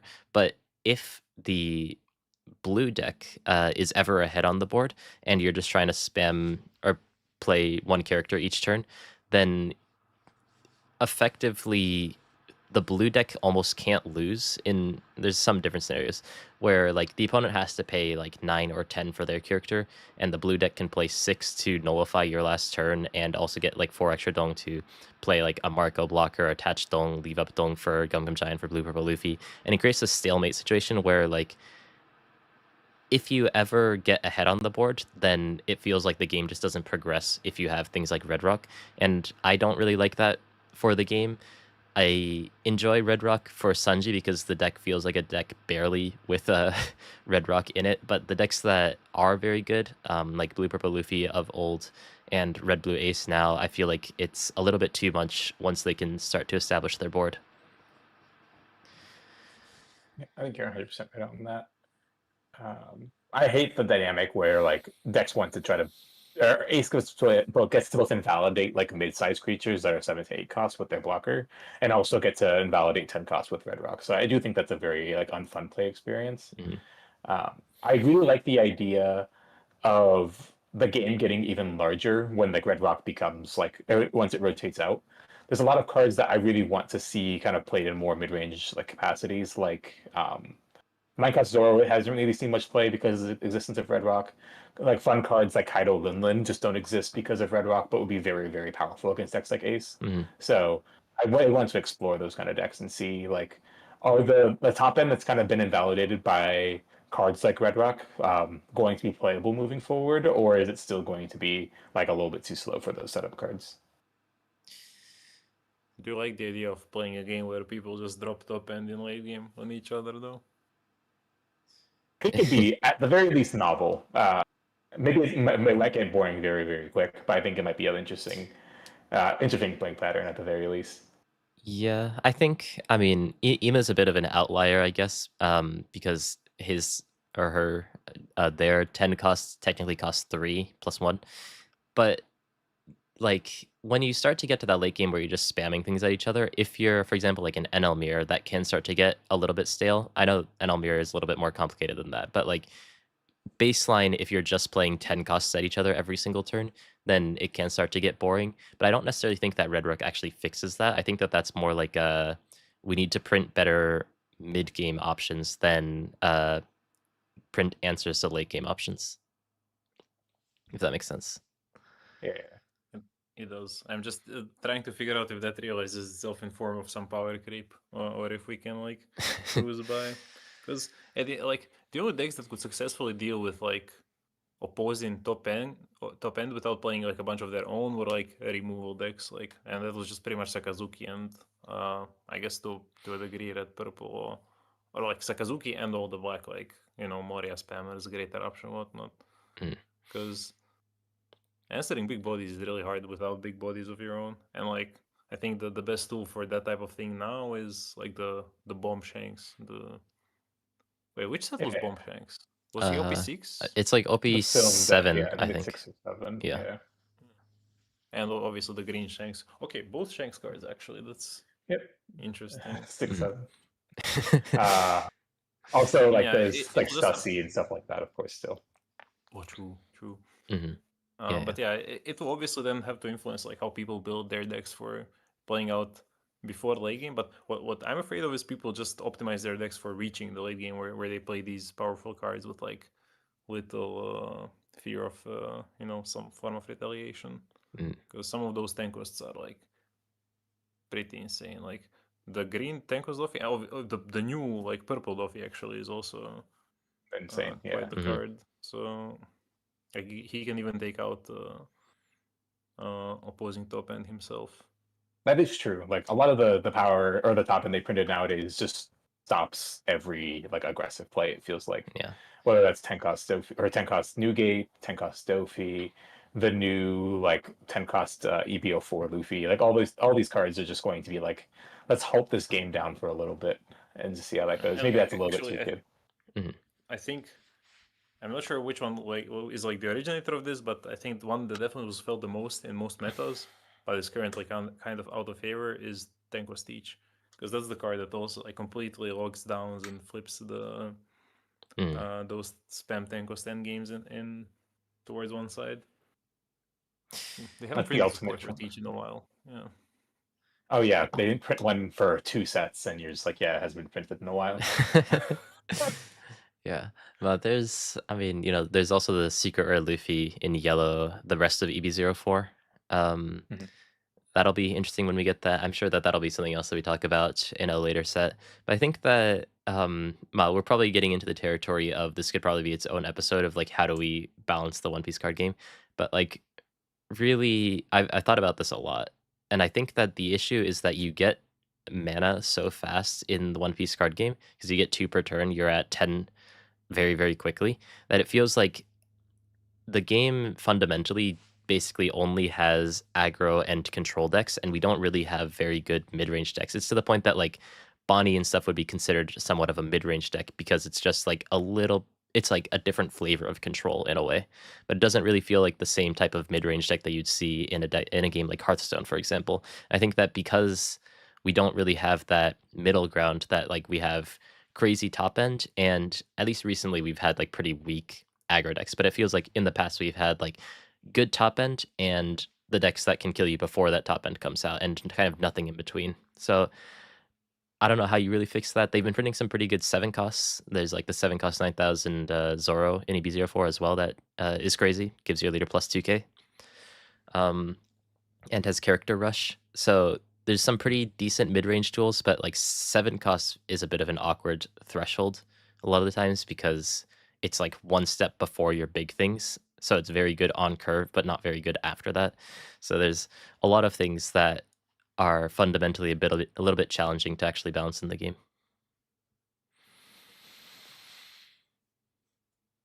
I'm trying to think about this balancing issue, but yeah, we could talk about this like a little bit further, like on a different episode. But can you have mid-range without interaction? Yeah, Jozu is both mid-range and interaction. It's the best. Or without interaction? Yeah, probably not. It is the best card with 6-7 stat line. There you go. If any of you in the chat enjoy hearing those numbers, I had this discussion today, so I had to bring it up. Like the best card with those stats is Jozu. Yeah, it has a 1k counter as well. Yeah. I was talking about this last stream as well, where like Joseph's probably the best 6-7 like premier mid-range character. But you also have things like the 6 cost Kuma. In GP Luffy specifically, you have like the secret rare Luffy and stuff. There's like very good cards, but just generically powerful 6 cost like mid-range character. Joseph feels like just one of the best ones. It's like the only one that's playable as a 1K. It feels like. Mm. Like there's like Rush Luffy. Yeah, I feel like all of them are just bricks. Yeah. Cool. It's Yeah, I think surprising those are that just like generally Mm. such a good card. Like having a counter attached, it's free. Yeah, and you know that they'll Oh, just cool. like Renee just said, we're probably gonna get a Jose alt art just as that card's going to stop being meta relevant or something. But Best selection volume 7 or something. yeah, Kuma's a 1K too. But yeah, That's true. Yeah. Yeah, but Mhm. he's not as good of a card as Josu is. Okay. Kai, because I know you'd also really enjoy this deck. What are your thoughts on Vegapunk and EVO4 Ooh. between the Oh new my 10 god. cost Luffy and the new Borsalino? Oh my god, dude, this 5-cost Borsalino is so strong. Like, I think it's like generically pretty good in yellow. I saw a lot of people were like, "Oh my god, NL's back," and like red yellow Bonnie. We'll probably talk about this on a different episode, so we probably shouldn't get into it like too much. But like red yellow Bonnie also looks pretty interesting. Has a lot of like effects that work when you're at like 1 or less life, and being able to take your life with your leader effect gives you a lot of control over that. Vegapunk has a little bit less control in that regard. The opponent actually needs to hit into you to get to like 1 life, for example. But this 5-cost Borsalino, not only is it a blocker, it also heals you, and also with your leader effect can come out for 1, and also can come out of your trigger. What is it called? I request help or yeah, something like silly. that. So like just putting, because Vegapunk, you could choose what you put into your life. You just put in the Quasar event into your life, and it basically feels like you are putting the 0-cost event. Oh, there goes my camera. I'll fix that later. You're putting like the yellow 0-cost event into your life that also gives you a blocker in a way, and it just feels like it makes the deck incredibly tanky. I don't know if it's enough to make it strong enough, because I think it has that same thing with a lot of the other or not yellow decks, the other decks that exist within the meta, where like it has a lot of survivability, but I don't really see how it's supposed to end the game. Yes, it has the 9-cost Bonnie, but I don't know if that's enough when the opponent can play like 2 blockers per turn, or has like 12,000 power blockers, for example. But any brief thoughts on the other EB04 cards that we have while I change my batteries? I'm trying to think.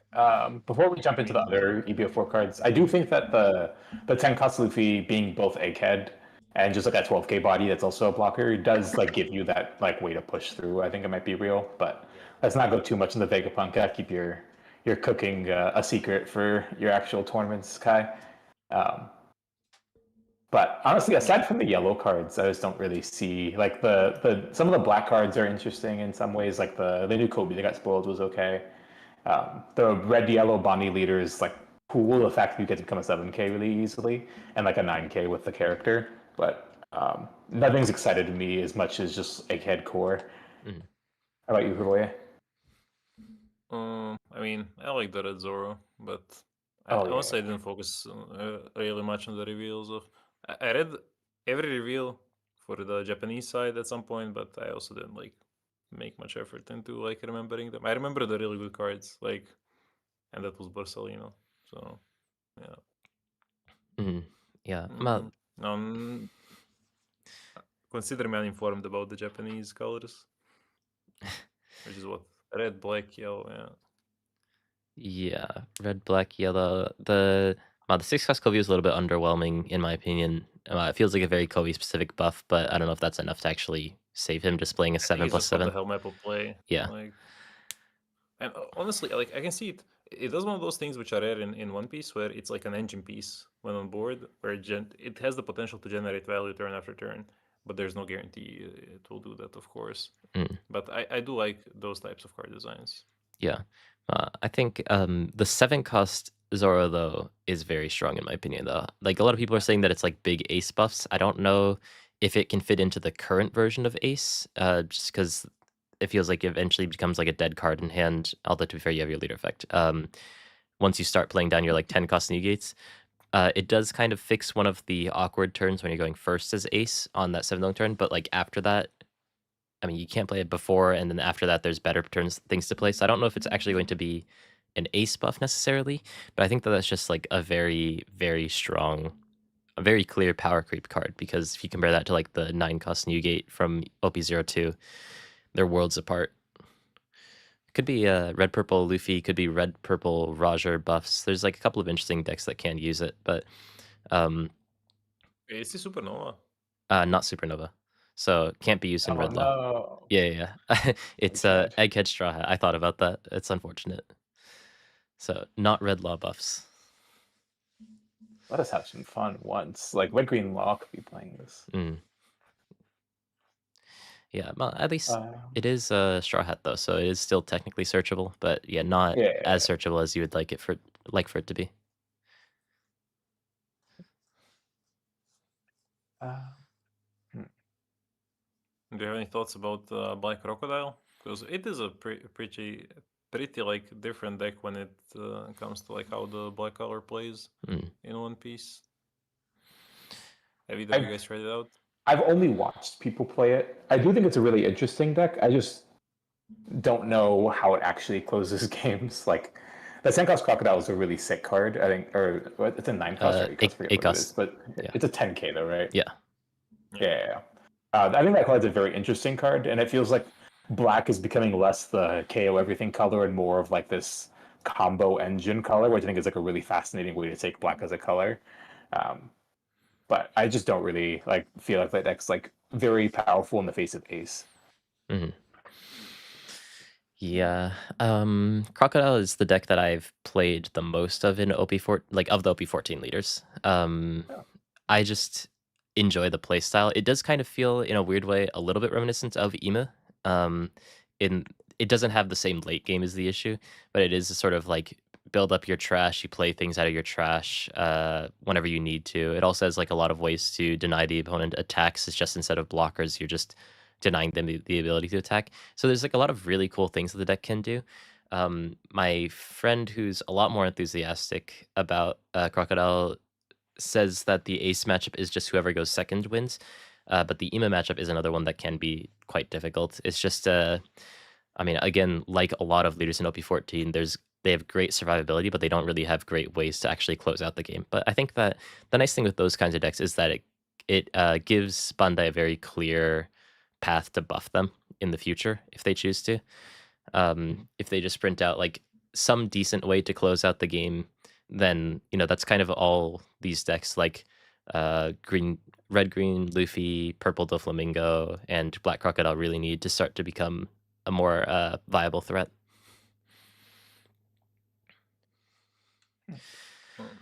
This might be like tangentially related. Oh, go ahead, Hrvoje. You finish your point because I'm probably gonna rant for a while. Okay, yeah. I was just gonna ask, with all these decks kind of increasing their survivability and just becoming decks that can just like survive longer and longer, are you guys worried about time or like overtime in both like Japan events and in like NA events? Because even in OP13, like Ace Emu is a thing that takes an absurd amount of time. I know a lot of people in Top Cut will just concede a lot in game 2 if they're trying to win game 3, like in the Ace Emu matchup, just because they just don't think they have enough time for 3 games.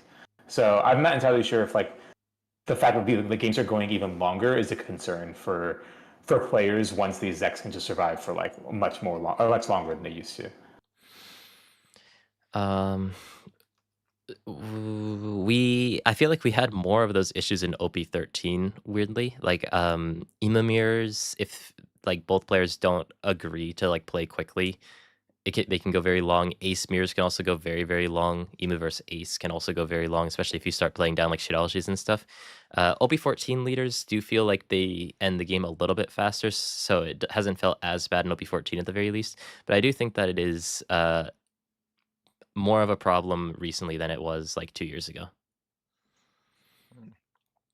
I was thinking like the deck that had most survivability and dragged the game out was Apolfi, so it was when that deck faced something that could also survive for a while, which was usually GP or something.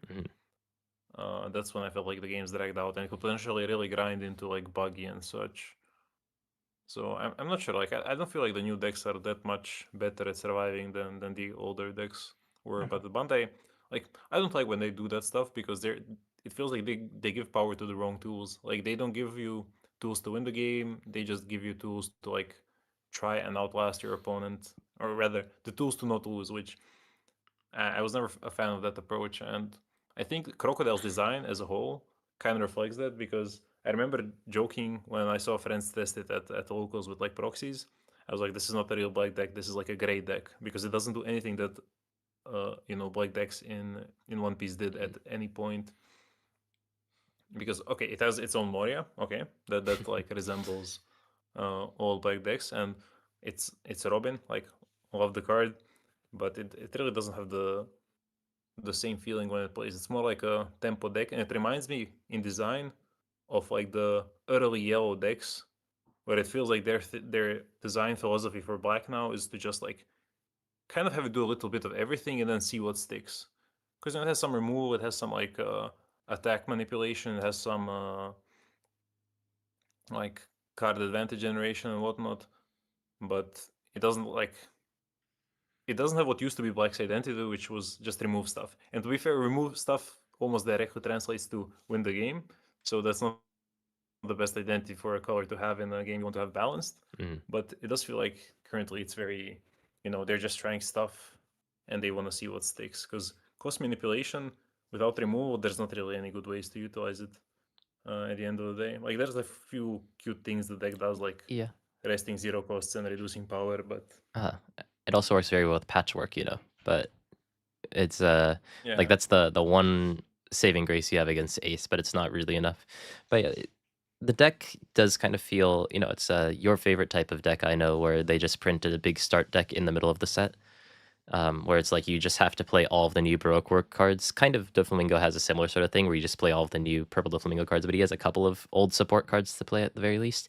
But yeah, it feels like, especially with these new decks when they come out, like Koala when that came out as well, where it feels like they gave you all of the tools and you don't really have much flexibility to build outside of that. So like Ima and Crocodile feel like they're their own decks that don't really interact with the rest of the color in black. But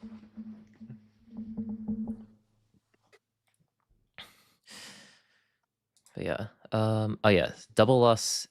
Yeah, the rule in Japan is once you go to 30 minutes, it's an automatic double loss for both players in Swiss. Once you get to top cut, then you get the overtime 3 turns, but you don't get for the record, you don't get more than that.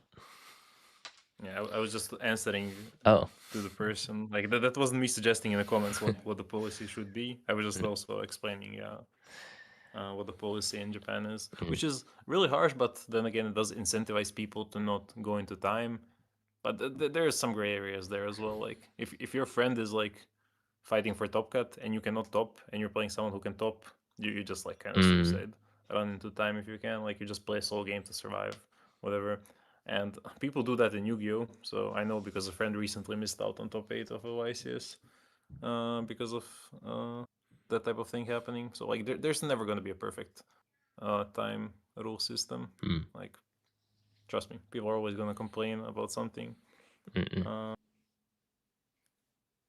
yeah, I don't think time is going to be a problem in OP14, or at least it shouldn't. Like in OP13, I could see like Emo and Ace drag out.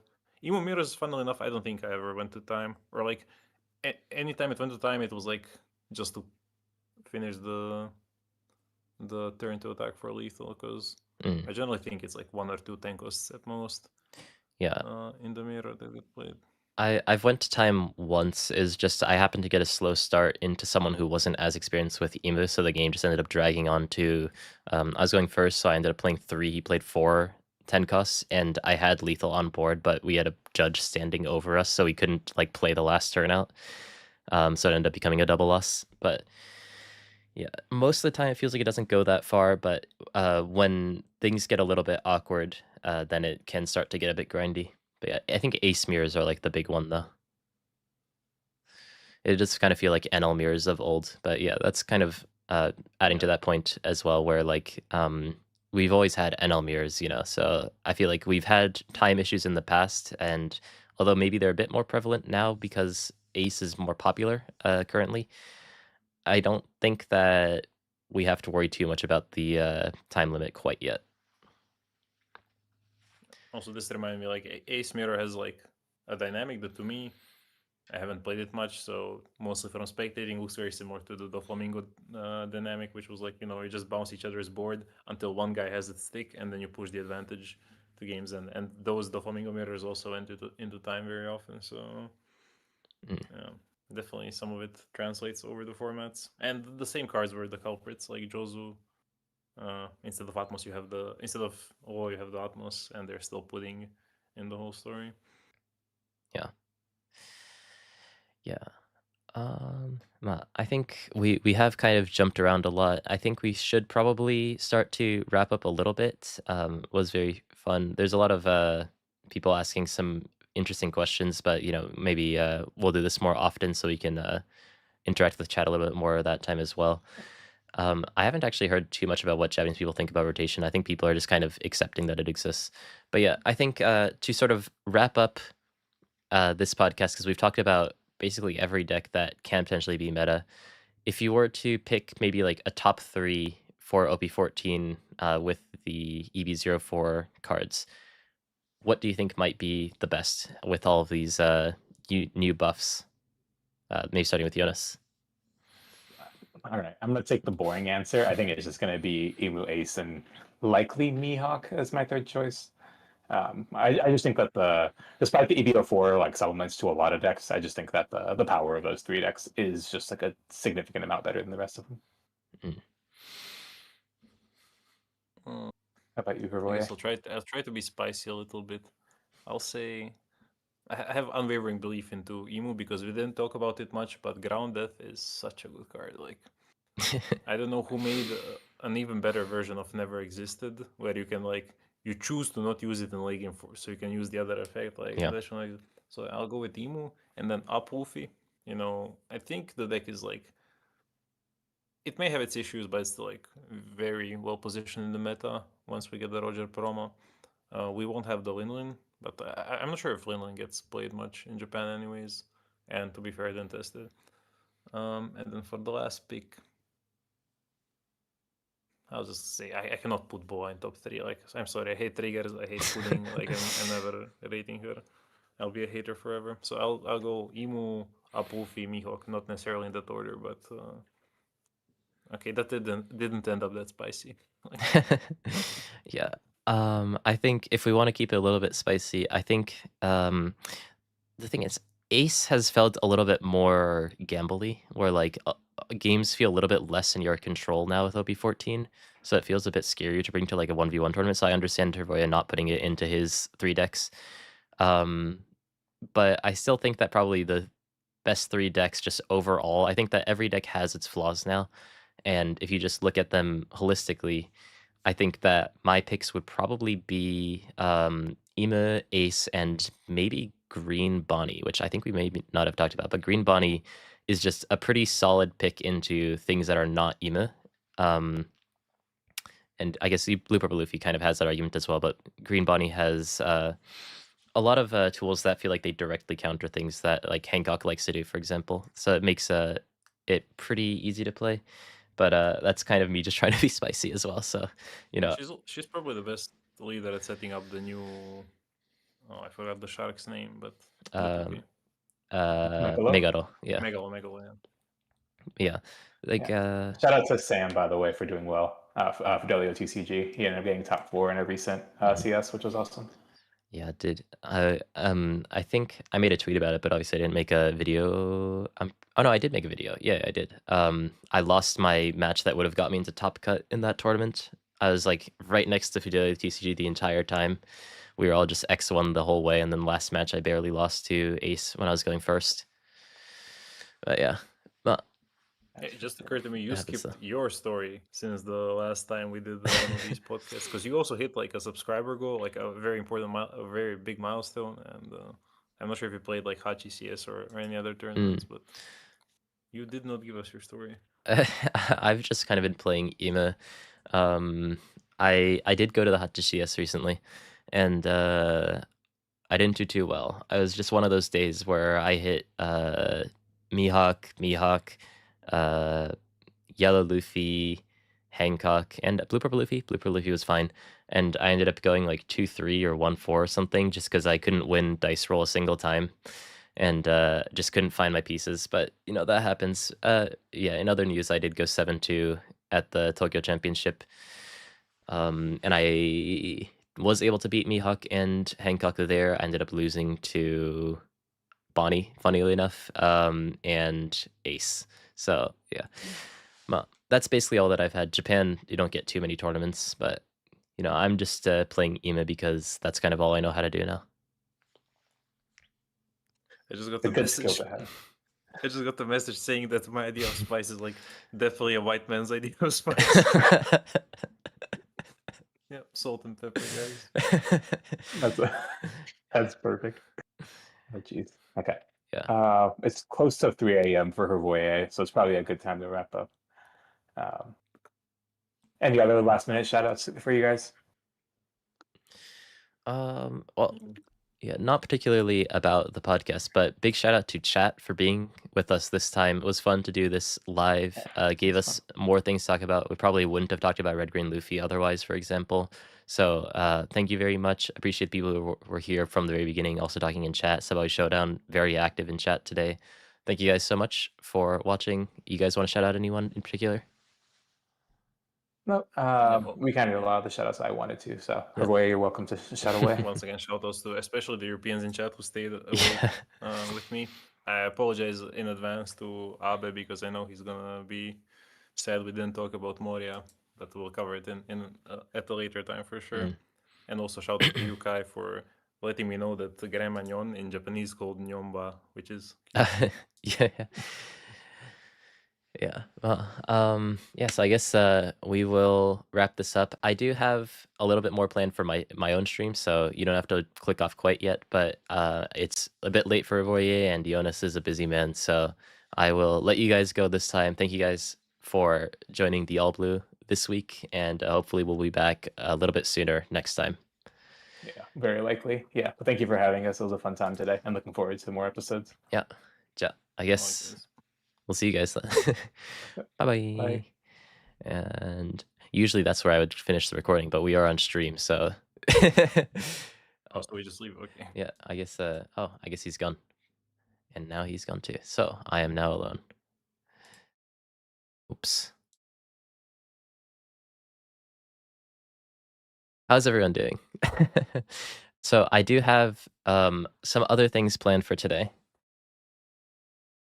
And if you guys would like to stick around, then I still haven't made the thumbnail, unfortunately, for the next part of this stream. But I have a long-awaited thing. Unfortunately, so right now on my channel, I am at 24,000 subscribers, and I made some promises a while back at 20,000 subscribers. Just get this on to the screen. Hold on. Okay. So we are 24,000 subscribers, and I made promises at 20,000 subscribers that I would do things like a tree tier list, which I have unfortunately neglected to do for a bit too long. So I think that today is finally the day that we're going to do some of those things. And, you know, maybe not going to be everyone's cup of tea, but I have made the tier list. Not made the tier list, I made the presentation, which will become a tier list once we talk about that. So we'll get into that in a little bit, but there are a couple of other things that I have promised to you guys that I need to deliver on. So, you know, maybe a little bit different flavor from what we usually do, you know, not completely One Piece related, but I have made the tree tier list, but I have not made the thumbnail yet, which is so I need to change the stream thumbnail because right now it says the all blue. So give me 1 second as I do that. Maybe I'll just do that on stream. Because I made a... Oh, you guys wouldn't get this bit, but I tried to make it look like the Epstein files, but I feel like that was more funny in my head. But let me make a quick thumbnail, and then I'll update the stream, and then we'll get into that. Yeah, I don't really know what to do. I'm just trying to get the I don't do Photoshop on stream and stuff, so it makes me a little bit nervous.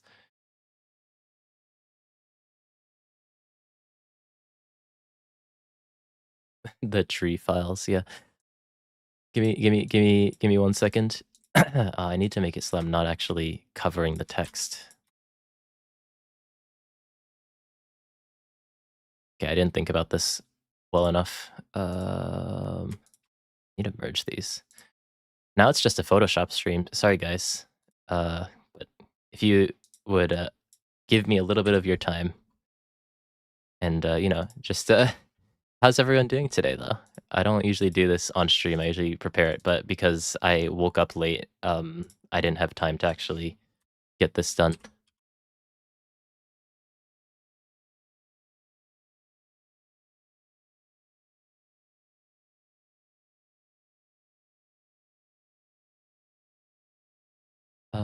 Adobe. This isn't actually Adobe. Actually, this is Affinity Photo, which is a one-time payment, so I don't have to get scammed by Adobe. Yeah. I'm curious though, what time is it for everyone? Just because I don't usually stream at this time. I also, you're gonna see that I'm actually not very good at using Photoshop. Oh shoot. 6 p.m., 3 a.m. Oh, it's still a lot of people in Europe. I appreciate you guys. I'm not sure if a tree tier list is worth your time at this hour of the night, but if you choose to stay around, then I appreciate it. Fuck, I can't see my fingers. Okay. Dun, dun. Just gonna be very rough. I'm sure there's a better way to do this.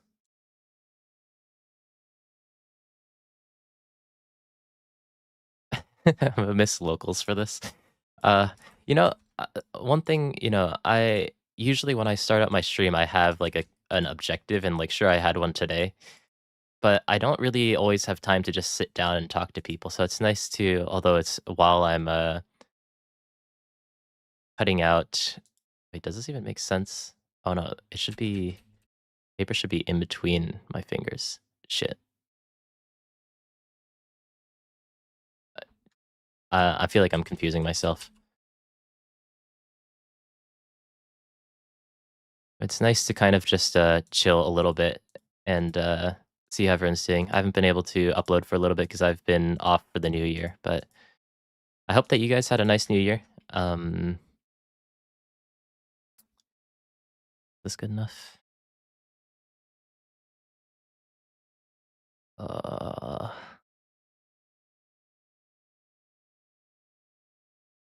Okay, yeah, that's how that works.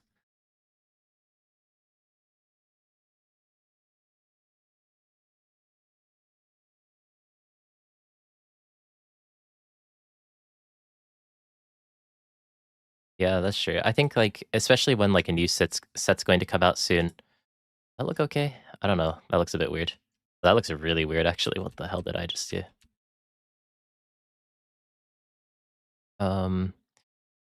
When new sets are on the horizon, it feels like it's not really worth to go to locals. I completely agree.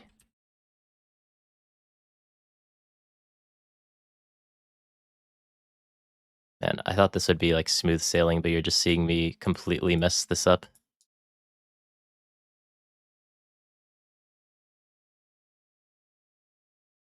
Now, how does that look? This is so cooked. I feel bad letting you guys watch this.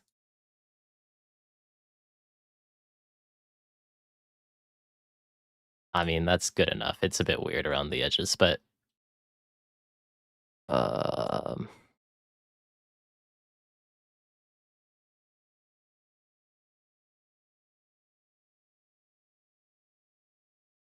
do we need something here? No, that's the thumbnail. It's done. It's good enough.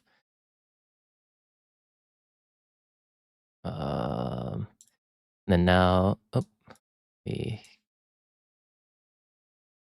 get this going. Okay. We're almost there, guys. I just need to change stream title and whatnot. Okay. Stream title.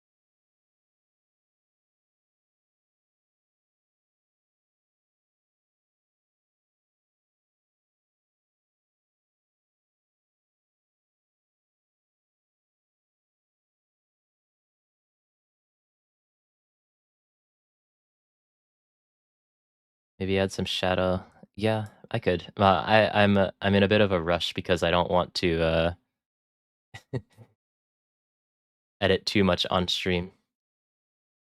1 second. Releasing the. I feel like people aren't going to realize clicking on the stream that it's going to be a tree tier list. Maybe that's by intention. I have no idea. Okay, that should be good. Okay, that works. I've updated the stream title, I think. Maybe it's going to take a couple of moments to actually update, and the thumbnail. We're here, but there's a couple of things that I promised. What did I end up promising? Okay, stream should be updated now. I promised a story on the time that I almost died. I promised a spicy chicken nugget. I promised a tier list. I don't know if I promised anything other than that. But yeah, there's a lot of trees out there, so we'll get into those in due time. You guys want to go straight into the tier list, or do you want to hear about the time that I almost died? By the way, this is the reason why I'm wearing this jacket today, so that I can look a bit more official as I talk about the about trees. Let me. Oh, fuck. God, my face is so bright. But okay.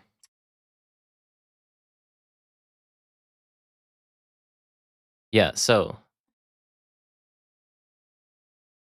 I just realized I don't have the actual tier list. Tier maker tier list.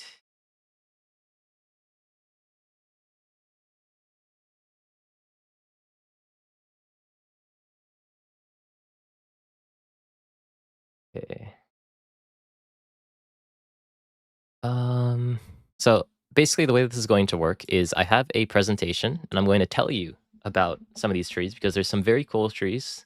For the most part, trees are cool. So it's not going to be a very controversial list.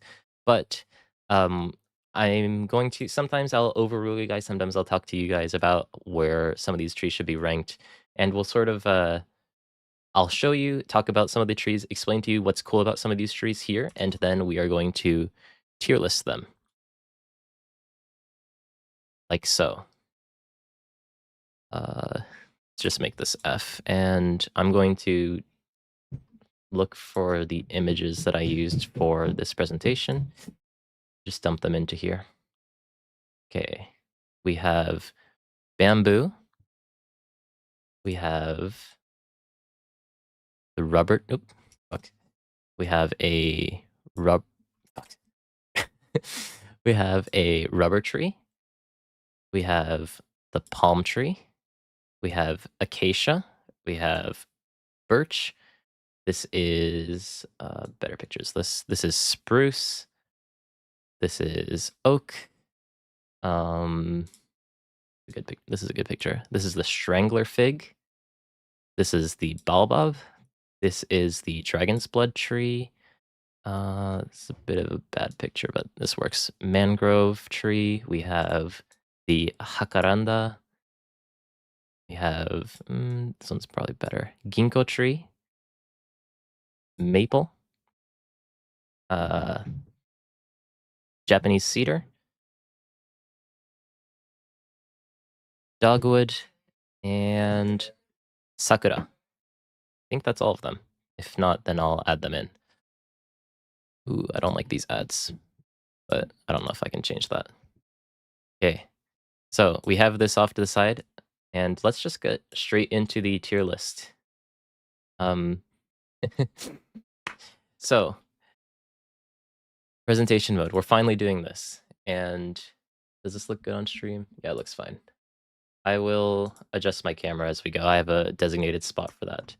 But it's finally happening. My 20,000 subscriber special, even though if you scroll down a little bit, I'm at 24,000, unfortunately. It took a little bit of time to get this together because I wanted to do this right. I wanted to make like a proper presentation. And I've had a couple of things. I just haven't been able to stream too much recently. And putting together the presentation has been a little bit of a pain, but it's finally together. This is the unredacted tree tier list. Yay!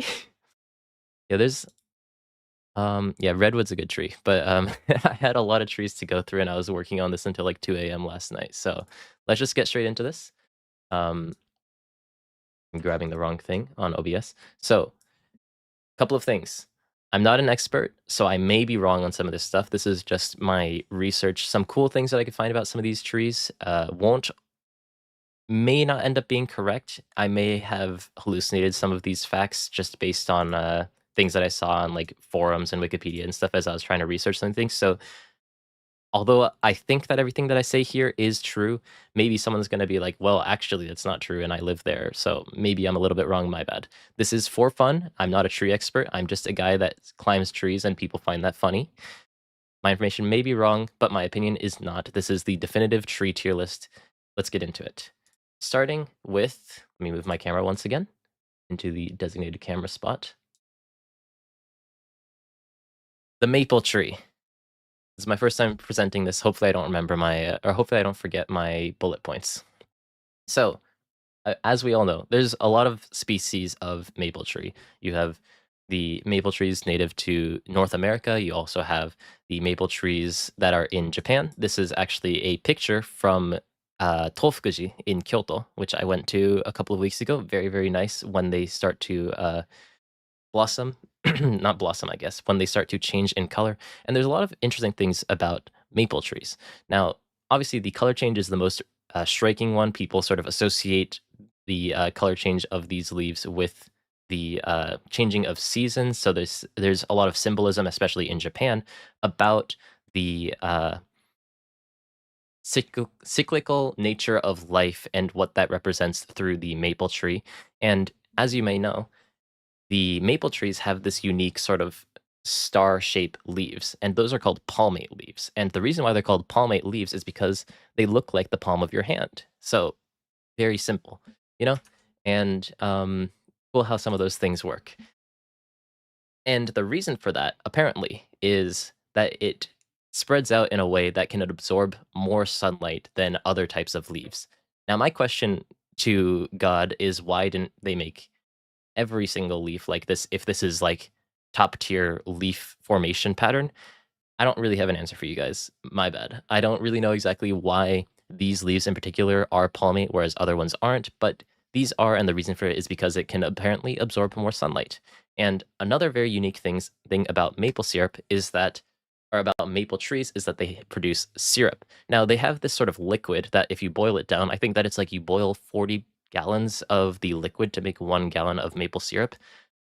So maybe not very cost effective, but you can make maple syrup, which is not only a very tasty thing, but also surprisingly good for you. Just one of those things. And the legend, also interestingly, maple syrup was discovered first in North America by indigenous North American people, was spread later on by Europeans once the Europeans came to the West. Sorry, hold on. This is bugging me a bit.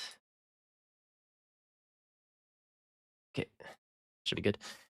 And the legend of how maple syrup was discovered was that this guy, a chief of a Native American tribe called Waxis, threw a tomahawk and hit a tree, and he left it there for a day.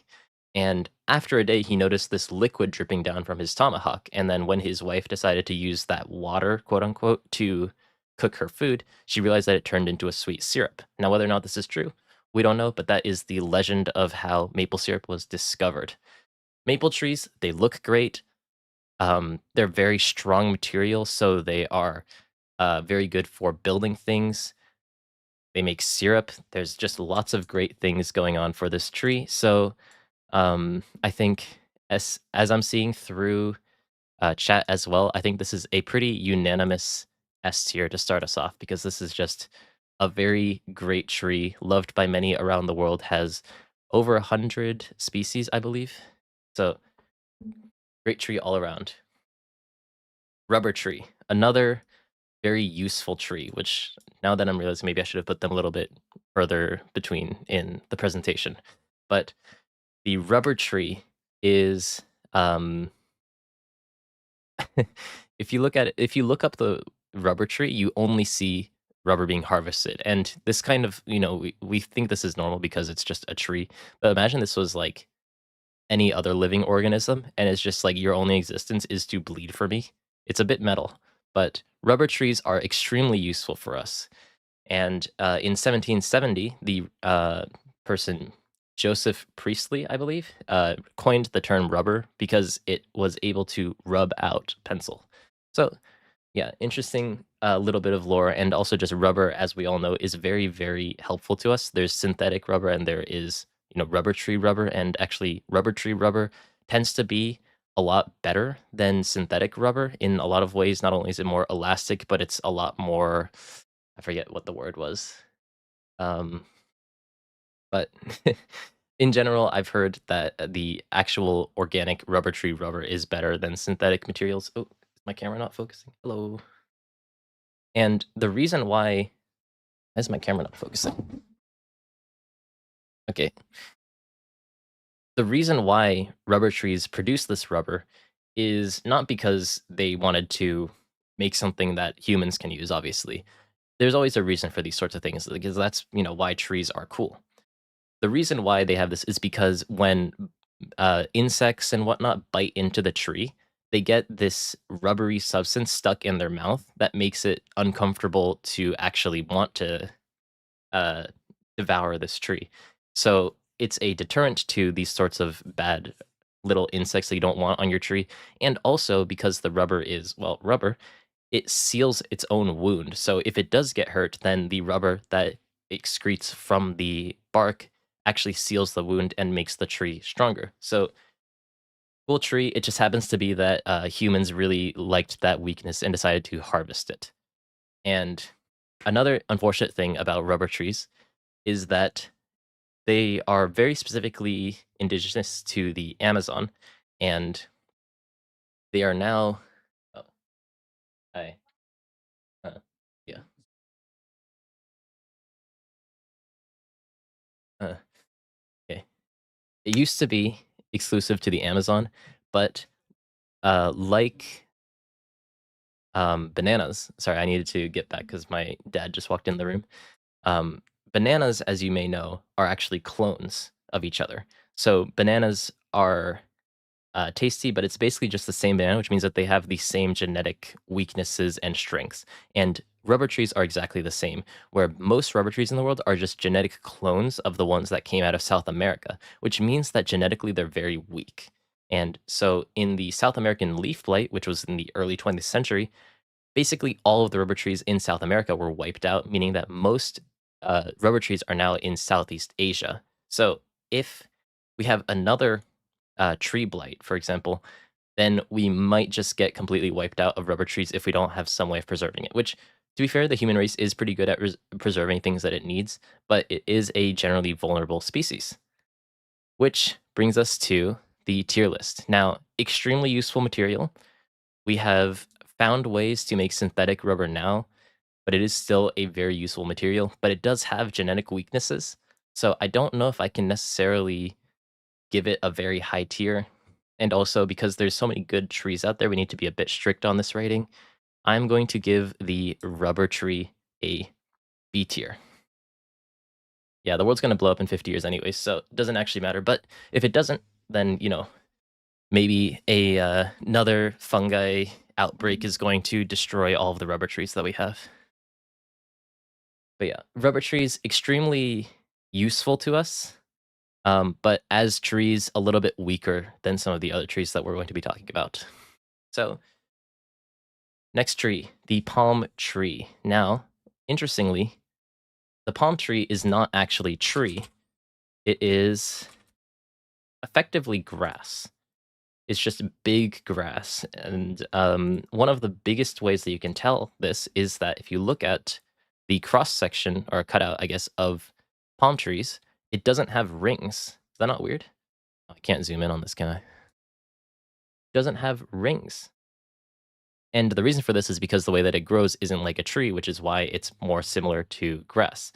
And because it doesn't have these rings, it has a kind of like fiber network going from the bottom to the top, like grass, obviously, and has these like very thin, small, stringy roots that can nestle themselves into the sand, making it so that they can actually be on like beaches without actually falling over like some other trees would. And because of this weird fiber structure that trees have, or the palm tree has, it actually has a very, like, I mean, you've seen in hurricanes and stuff, the palm tree going completely crazy in the wind, but it doesn't snap. And the reason why, like, a lot of trees would be good or bad against hurricanes would be the strength of the wood. The softer the wood is, the better it is into hurricanes. Because if it's really hard, then it doesn't have any sort of wiggle room, which means that it just snaps off and then you lose the top of the tree, or something just becomes a stump, or the entire tree gets uprooted. But if it's a more softer wood, like the palm tree, then it's very flexible in hurricanes, which means that it's very good into harsh weather, which means that it survives for much longer. Now, what is this point that I wrote? Titan grass, Titan weakness. Oh, okay. So, y'all know Attack on Titan? So, in Attack on Titan, if you cut the back of the neck, then the Titan dies, right? And similar to how this palm tree, which is just basically Titan grass, very big grass, it has the same weakness where you'll notice that palm trees always only have one head of leaves. And this leaf structure is basically, you can kind of think about it as the heart of a tree. And while most trees have this big branching structure of trees, so like, you can lose a couple of branches on an oak tree and it'll still survive. If a palm tree loses this top structure, the tree dies. So it has this similar to Attack on Titan weakness, where if you chop off the head, then it's going to die. But that's just a bit of a fun fact. um, well, the one cool thing about palm trees, though, is coconuts. So you see, coconuts are actually seeds. I think people can make the connection if you're talking about trees. But it's very cool because, coconuts, we can eat a lot of the inside of them. But the reason why they taste so good and whatnot is because there's so many nutrients and water for the seed to be able to grow. And because it's this like hard, rigid structure that can float, it can actually make its way to other places in the world via the ocean, making it one of the most successful water dispersible seeds. Yeah. But so all in all, I don't actually know really where to rate this. Because it's technically not a tree, but we do call it a tree, so that's why I put it on the list. It's also just a very interesting specimen in our world. There's so many different walks of life that we've just decided to call trees, or decided to call lots of organisms. There's a lot of complicated things going on for this tree. Yeah, it is. I put a decent amount of work into this. It's a bit tricky to rank this. Let's look at the things. I mean, hurricane resistance is cool. It's not completely unique to palm trees. The fiber structure. I mean, it is also like one of the biggest grasses in the world, but actually not the biggest. Coconuts are cool. I think coconuts are cool. This is my tier list. It's an A tier. It's an A tier tree. Coconuts taste good. I like coconuts. But now let's talk about a real tree, the ginkgo tree. Now, for my Gen Alpha folk watching this, which I don't think is that many people, this is a bit of an unk tree because it's an extremely old tree. There are fossils of this tree that are 270 million years old. And the reason why this tree has survived for so long is because it's insanely resilient into some harsh environments. And one of the examples of this is, if you remember back in 1945, there's a couple of cities in Japan that got bombed. Not to say that that was, I mean, war times, everyone was bombing everyone, you know. But the oh no, my image didn't load. Hold on. Oh wait, there it is. Okay. What? Okay, here it is. So this is a God. Okay.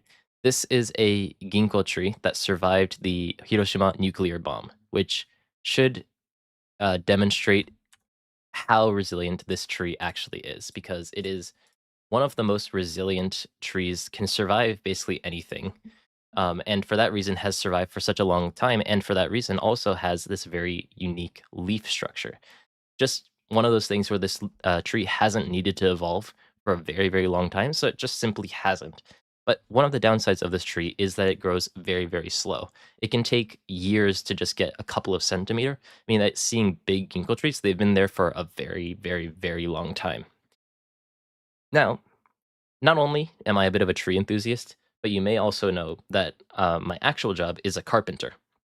So every now and then I'll talk to you about some of the wood that exists, because we do actually use ginkgo wood every now and then. It's a bit more pricey, obviously. I mean, it's very, very pricey. But the wood of ginkgo trees, because it grows so slow, the wood grain is extremely fine. And what that means is that you can make a lot more intricate shapes. Also, the wood is soft, so it's a bit more workable. But it's tricky to make large things with it. So you end up seeing it more as furniture, if anything. And also, fun fact, ginkgo trees have fruits, which Japanese people actually eat in a thing called chawanmushi. But yeah. Chat.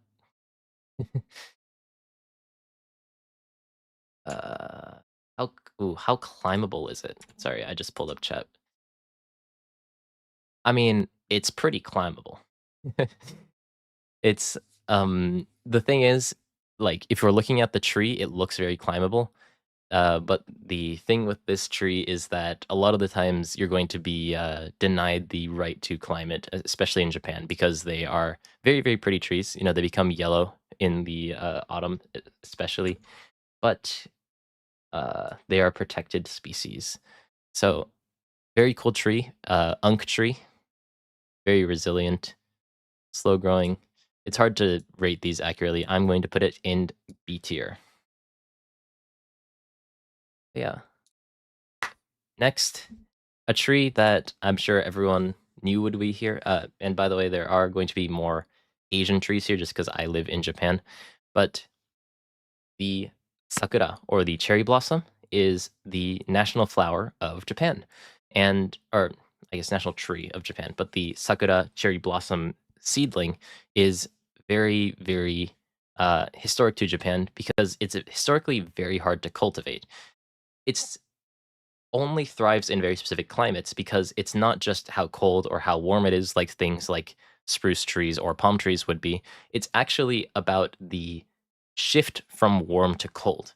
Now, cherry blossoms can blossom from any time from, like, at worst early February, but most of the time like late February to like mid March ish, because that's the timing when it starts to get warm from a very cold winter. Japan has very cold winters and also very hot summers, and for that reason, cherry blossoms can actually thrive.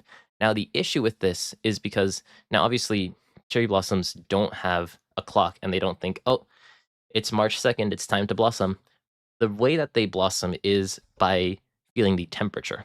And when the temperature changes from cold to warm, then they blossom. But the issue with this is that sometimes we have this week in Japan in February where it gets very, very warm very suddenly and then gets cold again.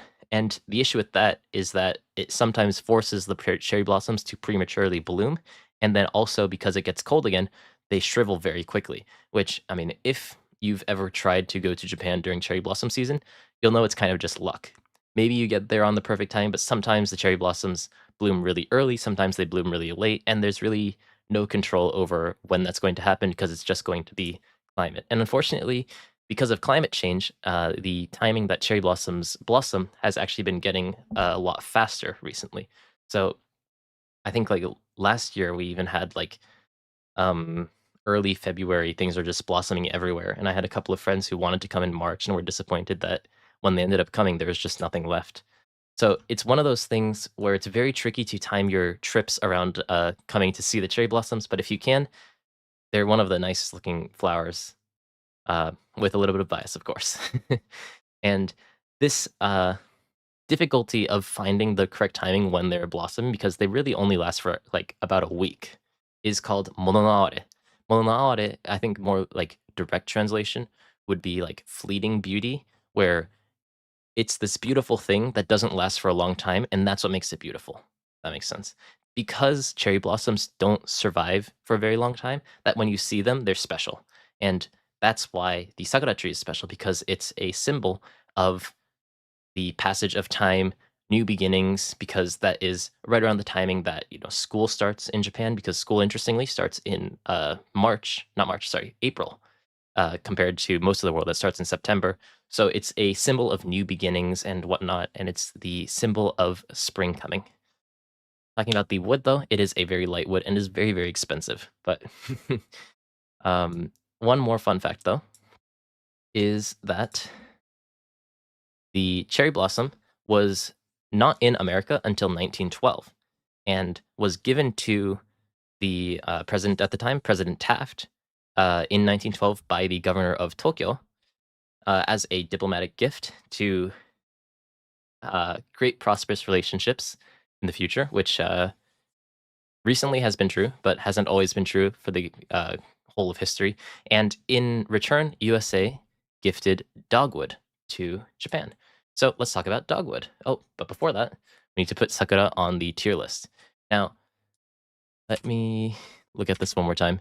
It's a symbol of beauty. It does have a lot of things. I think that it has some negative points just because of how difficult it is to cultivate, how much care it takes to actually sustain it, and the small amount of time that you actually get these cherry blossoms the rest of the year. It's just a normal green tree. I mean, we have some really good trees. This might be controversial, but I think that sakura trees, while they are great, they are potentially just an A tier tree because they are kind of a aesthetic tree more than anything else, whereas maple had so many things going for it.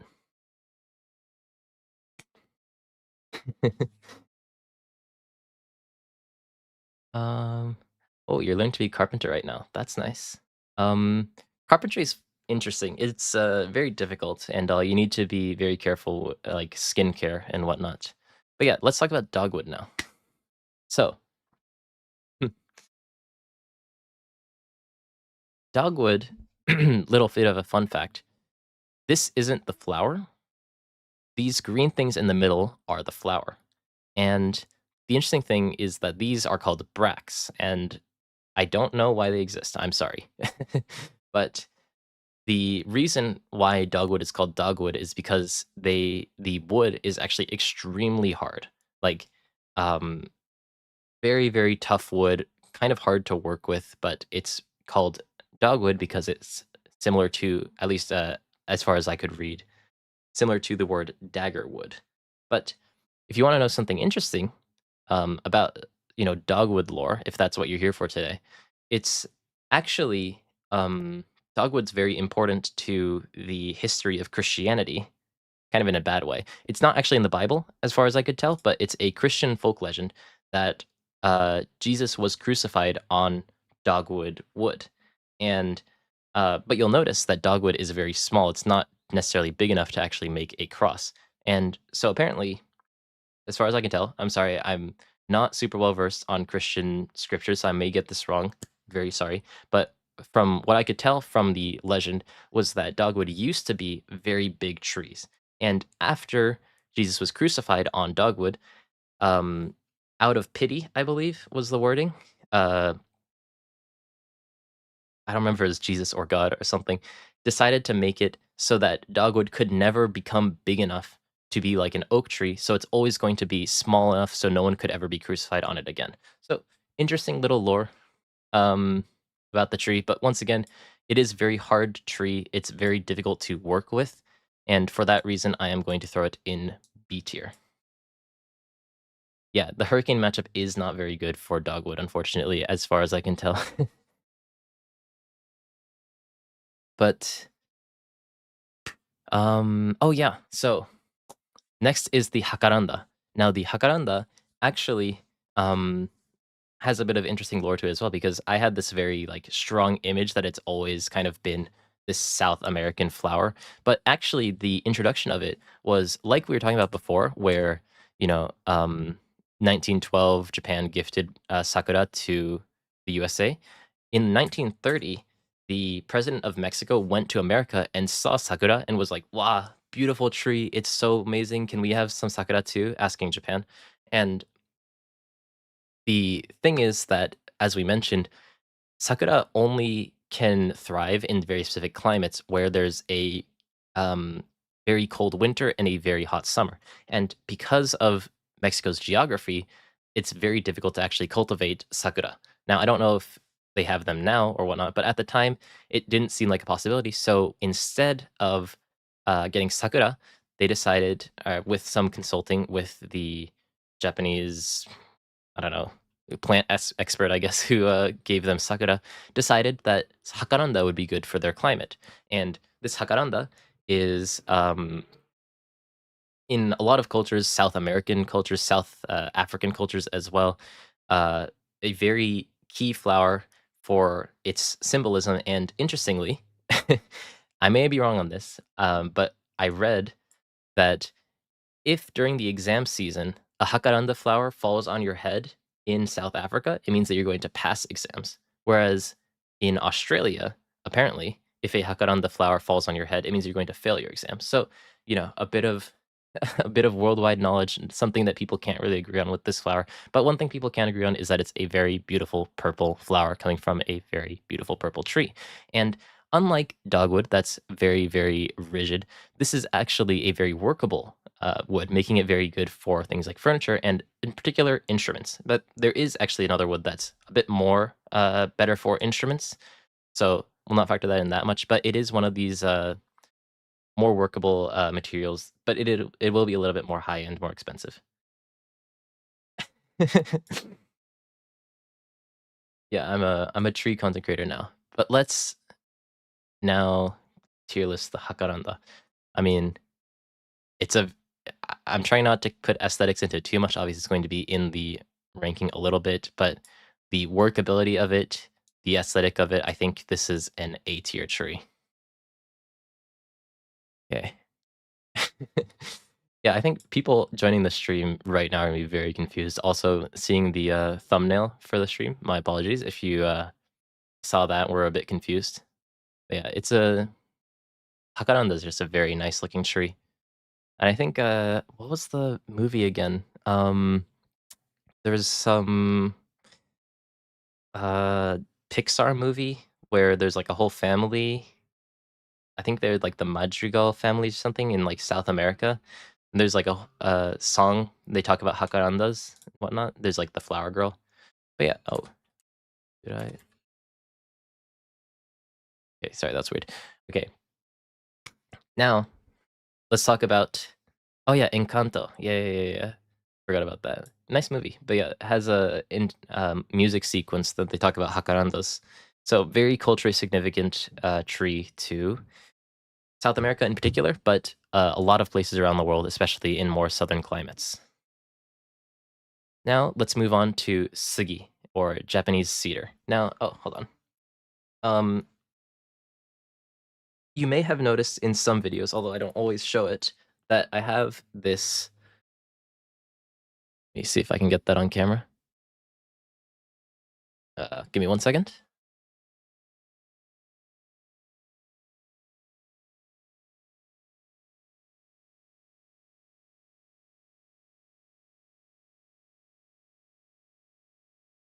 Okay, hold on. Okay, there it is. So I have this necklace, and this is sugi wood. but actually it's a bit of a special sugi wood. It's called yakusugi, and you'll notice that these lines that exist on woods, these tree rings, you get one per year just from the season cycle of getting cold and warm and whatnot. So you can count, I forget the word for it, unfortunately. But you can count how old a tree is by counting the amount of rings that it has. And what you'll notice is that there are a lot of rings on this. And the thing with sugi wood is that sugi really sucks at growing. It grows extremely slowly, like insanely slowly. And so to just get this amount of wood, it can take something like 40 years. There's like small saplings and stuff that you'll see that are like this tall, and those took like 20 years to grow. Sugi is just very bad at growing, but it's for that reason that in Japan, oh, I clicked on the wrong thing. In Japan, it has a symbol of power, longevity, and resilience because it takes so long to grow, but once it does grow, you have these really beautiful trees. We have cedar in other sides of the world, but I'm specifically talking about Japanese cedar because that's what I know best. And these cedar trees, if you'll notice like Japanese shrines and whatnot, you'll notice that they have these really large wooden beams. Second. Kind of hard to see.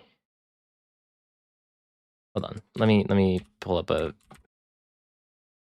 better picture. Okay. If you look at some of these old Japanese houses, for example, these are called kominka. This very literally means old Japanese or old house. And you'll notice that there's these massive wooden beams. Now, in the West, for example, brick was a more popular building tool towards like the I don't remember what century, but 1800s, people were using brick and whatnot. And Japan, for basically as long as we've ever existed, have always used massive wooden beams. And this is possible because Japan has massive wooden trees, and those trees are Japanese cedar trees. Oh, 1 second.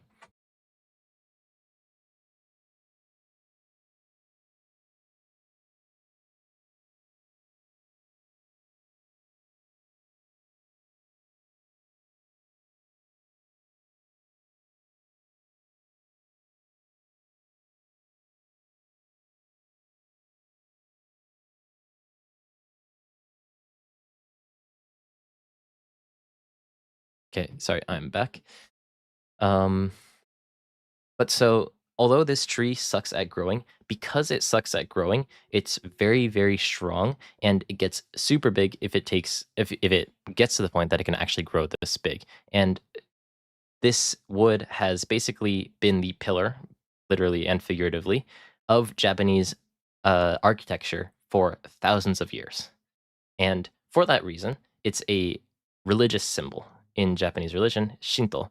So you'll see sometimes these ropes around them, and the ropes themselves are more symbolic. They basically just symbolize that the tree is holy. They're spiritual places and marking off territory for spirits. So spirits can reside within these trees, and also this in Shinto belief wards off bad spirits as well. The thing with these trees, though, because they take so long to grow, and I showed you the wooden thing just now, is that they end up becoming, or sorry, what is it? There's these other trees called yakusugi, which are a subset of sugi, which are very specifically sugi trees that are native to Yakushima, an island. And Yakushima is a very interesting island because it's effectively just a massive rock. So Yakushima as an island is basically just completely rocky terrain that's covered in moss. There's basically no dirt, there's no grass, it's just a big rock with moss and trees on it. And because it's so inhabitable, there's these trees that have just been untouched and undestroyed by humankind and by animals and whatnot for thousands of years, meaning that the oldest tree in Japan is actually this tree, the Jomon-sugi, which we don't have a perfect reading on how big or how old the tree is, but it can be up to 7,200 years old, which is pretty old. Not the oldest tree in the world, but it's very, very old. And where did my tree tier list go? Okay, there it is. So I may be biased, but the importance of cedar trees in Japanese history cannot be understated. This is one of the most important trees to us culturally, and for that reason, do I even have a picture of it? Oh, there it is. Is this it? Yeah, that is it, I guess. Yeah. I think that this is an S tier tree. Yeah. Oh, hold on. Did I? Yeah. Okay, no, we're fine. Okay, sorry, I stumbled a little bit in the middle there, but I love sugi trees. I wear it on my neck. It's a very important tree to Japanese history. I love this tree. It's a very beautiful tree. It doesn't have flowers like some other trees. Kind of sucks at growing, but historically extremely important, so therefore I'm biased. It is now an S tier tree. Now, for my Minecraft bros, I understand that we have Zoomer brains, and oh fuck. Okay, sorry. And that means that we're probably going to be very bored if you're not already bored. I think that haven't checked my viewership. I'm sure that we're at like 20 or something. But we're finally into the trees that we all know, the Minecraft trees. Everyone loves the trees from Minecraft. There are a lot now, but I'm only going to talk about the ones that existed when I was playing Minecraft because these are some of the more important and crucial building trees. But let's talk about some trees in Minecraft because there's actually some pretty cool ones. Dun, dun, dun, dun. Oh, my image didn't load again. That's an oak tree. Why is my thing not loading? Let me just refresh it.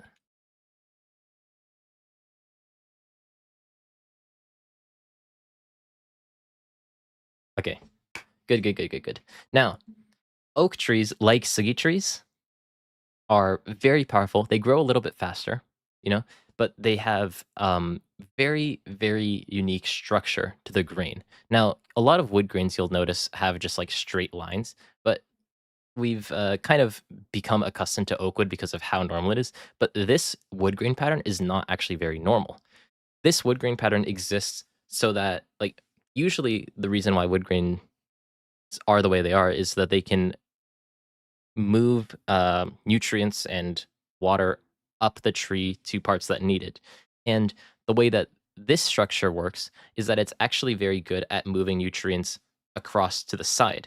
And that's just like a random tree quirk. I don't know exactly why oak trees have this structure, whereas some other ones don't. But because it has this fine, unique grain, which is called this, I'm not going to try to pronounce it. It's extremely powerful, or extremely strong, extremely rigid, and above all else is doesn't shrink that much. Wood, depending on humidity and whatnot, ends up shrinking and like contracting and expanding. And oak trees, because of the way that the wood grain is, doesn't actually do that much, meaning that it's very good for building houses and ships, making it very, very important. Not only this, but because oak trees become so big, they generally end up being the tallest thing, at least historically, before we had skyscrapers and whatnot, and people lived in like little villages. Oak trees used to be the biggest thing on the horizon. And for that reason, a lot of lightning would be directed towards the oak tree because it's just the tallest thing. And interestingly, because so much lightning hit oak trees, there was a folk myth, specifically in Germany. I don't know if Renee's still in here. That oak trees were Thor's trees. And Thor, I don't know if it was inhabited this tree or protected this tree or whatnot, but Thor was connected to this tree, and therefore, what people would do to prevent their house from being burned down by lightning was to put acorns on their windowsill because it was a symbol of your allegiance to Thor. Interestingly, now a little bit more. We keep talking about religion, but I mean, religion is such an important part of history. oak tree has a pretty interesting history because it actually played a pretty pivotal role in some of Europe's migration from like Norse mythology to Christianity. And specifically, there was, I forget his name, Saint I think it started with a B. I can't remember anymore. But some saint who was trying to spread Christianity. Why is my camera not focusing? Okay.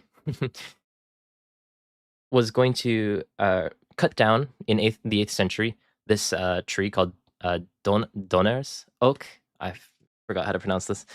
And Donner is just another name for Thor. Just a massive oak tree to prove that the Christian god was stronger than Thor. And because so basically what he did was he cut down Donner's oak and was not struck down by lightning, which was like, look, I'm not struck down by lightning, therefore the Christian God is more powerful, and therefore was able to convert people to Christianity. And interestingly, he used that wood from that oak tree, massive oak tree in Germany, to build a church. So a little bit of lore, but in general, oak, extremely important to history, very, very powerful. Honestly, if this is an unbiased tier list, then it would be much better than Siggy. Siggy probably should be like A tier, but oak trees, very, very good. It's just default great tree that exists. So therefore, it is an S tier tree. Oh yeah, Boniface, thank you. I assume that you just looked that up, but I appreciate it. And now spruce trees. Now, if you played Minecraft, you'll know the structure of spruce trees. You also know that they spawn a lot in cold environments, and this is true for the real world as well. Trees struggle a lot in cold climates for a number of reasons, and spruce trees have found a way to survive in them. And the reason for that is a couple of reasons. It snows a lot, when it's cold. And the structure of a tree, being this sort of conical shape, is very good at shedding off snow. And if you're good at shedding off snow, then you don't if you're not good at shedding off snow, I should say, then your branches start to succumb to the weight and eventually snap, which is not very good, which is why you don't see very many normal trees in cold climates. These trees have very flexible branches, and this shape allows snow to be shed off more easily, meaning that they don't actually snap to the elements and are actually, in a lot of ways, very flexible. Now, as I mentioned before, with a different piece of wood, a lot of these wood is used for instruments, and spruce is actually one of the most important musical instrument woods because of the grain. And we talked about oak having this very weird wood grain to them, but spruce trees have very, very straight grains, which makes them very fine, very accurate, and very consistent for making instruments. So it's one of the most important woods for instruments. And I mean, another side, fun fact, why these needles exist. They have, if you've ever touched them before, you'll kind of feel like they're a bit rubbery. And the reason for that is because the actual leaf is kind of on the inside of that rubber layer. And that rubber layer not only helps prevent moisture from being evaporated off the tree, because these trees tend to struggle with getting a lot of moisture, but also the way that these needles work is that they never fall off the same way that normal leaves fall off trees in the fall. The reason for that is because in colder climates, you don't. Oh, camera died. 1 second. But you don't have enough time in colder climates to actually regrow leaves in the summer, because the summer is a lot shorter and is not actually as warm. So therefore, these leaves just stay on the tree for the whole time throughout the year. Now, let me change my battery on my camera for a second. 1 second.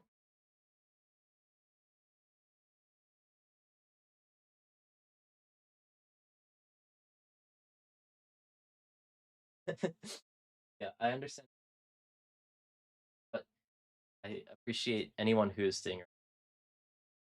Feel free to check exactly how many people are watching. But I'm glad that we're all here to learn about.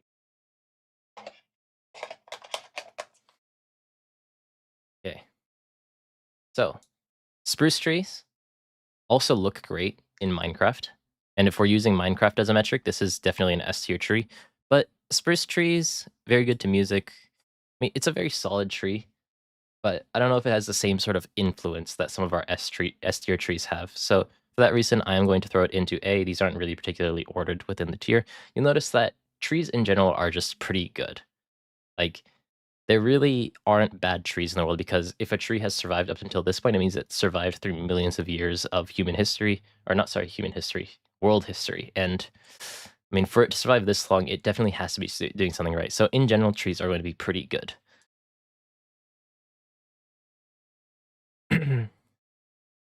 Now, birch tree. Instantly, everyone hates this tree. If you've played Minecraft, no one likes using this tree.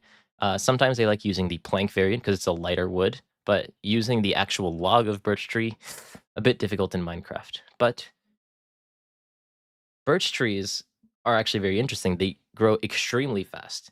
Like, I believe it was up to or about 1 meter per year a birch tree can grow. And they do this thing called seed bombing, where they just explode seeds everywhere, which means that when you get to a birch forest, there's a ton of birch. So because it spreads really quickly and it grows really fast, generally after a forest fire or something, birch trees are going to be the first ones to inhabit that land, meaning that if there's a lot of birch trees, then you can, in some regards, at least use that as a indication that maybe there was a forest fire at some point in history. This tree, though, isn't just parasitic's a bad word, but it's a tree that grows and spreads very quickly, but it doesn't just have that. It's very oily, and it's not like the leaves are oily. It's actually the bark that's oily, which means that it's extremely good in a survival situation because it actually will burn even if it's wet, which is very unique. And because it's very oily, is also by the way, the bark is very thin. The bark was used as paper. Not the same way that we use it, but just as a instrument to be able to write on. And interestingly, because of the oily nature of the paper, it made it actually waterproof, which is something pretty cool. But it is kind of ugly. So I don't know how we can actually rate this tree. I can't really get past how ugly it is. But it is an interesting tree. I think C is looking a bit lonely, so we'll throw it in C. But it is an interesting tree. It's not a bad tree by any means. It's just there are a lot of very cool trees.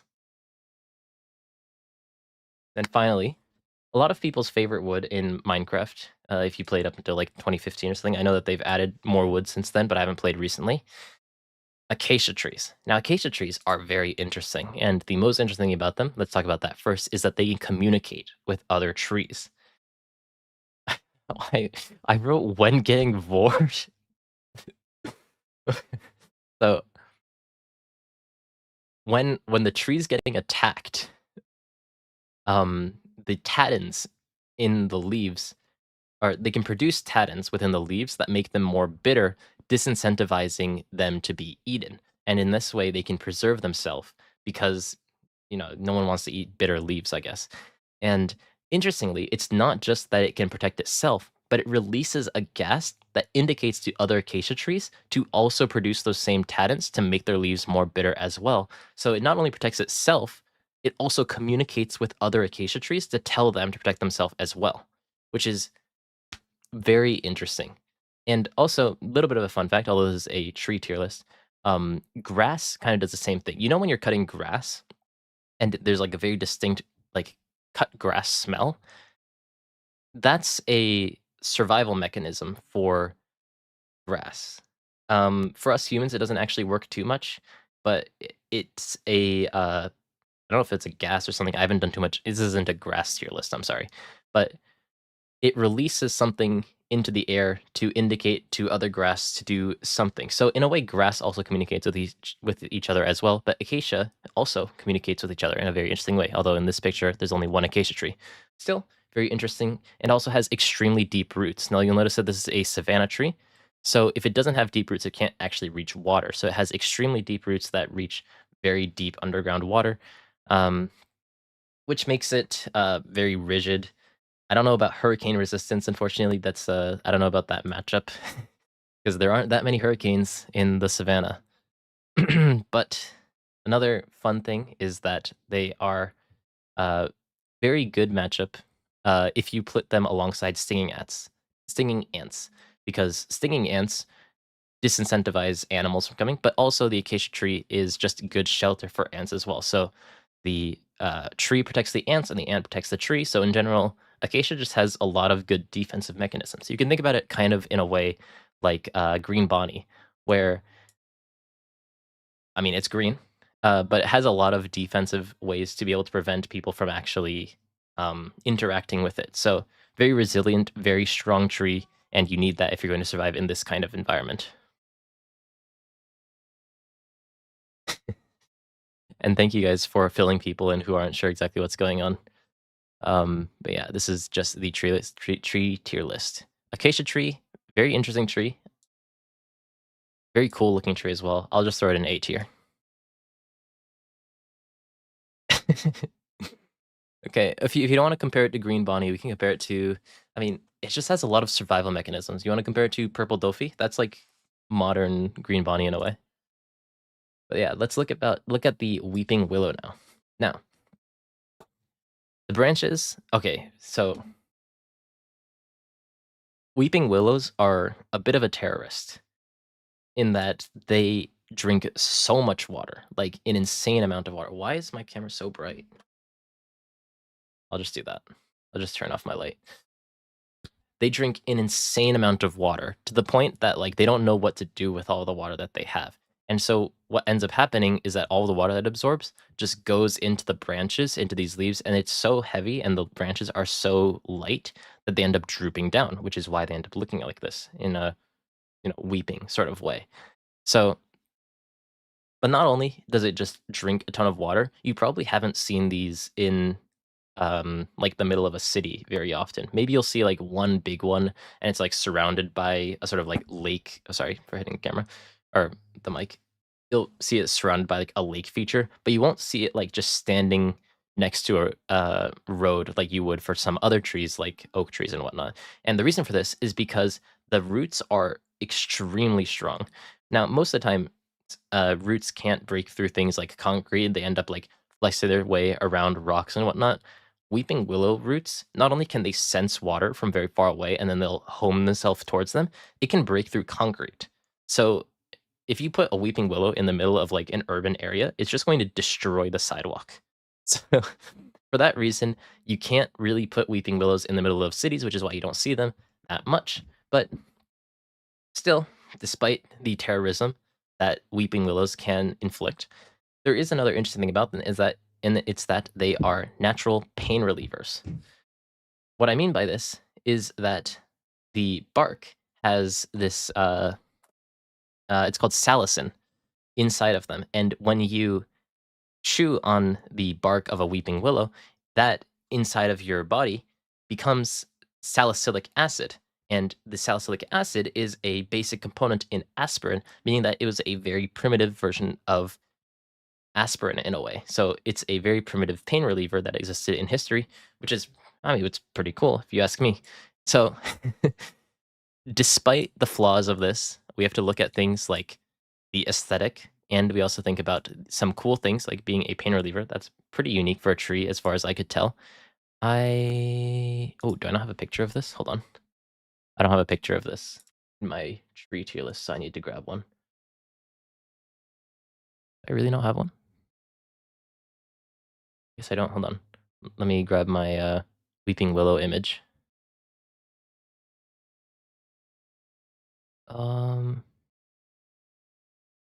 Wait, where is it?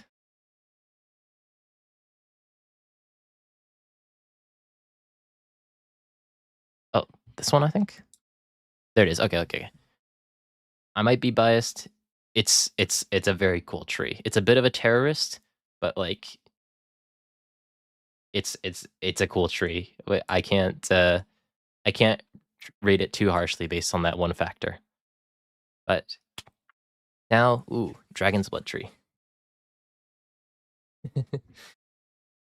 Yeah, no, weeping willows are just very cool. So therefore, it's an A tier tree. Dragon blood trees, super cool looking tree. Similar to the ginkgo tree, is actually a very, very old tree. I couldn't find the exact age on it. I don't think I actually looked too hard for it either, so maybe it is just very available. But it's another unk tree in that it's very, very old, and it's very indigenous to a specific part of the world, which I'm blanking on currently. But for that reason, it looks very unique, it looks very old, and it has a lot of cool features built into it. Now, firstly, why is it called a dragon blood tree? Well, let's pull up a picture. It's because the resin that excretes from the tree is very bright red, like dragon's blood. So therefore, it's a dragon blood tree. But more interesting than that, cool thing on the inside, but clearly on the outside, there's something interesting going on here. And this is, of course, a tree that's in a very arid climate.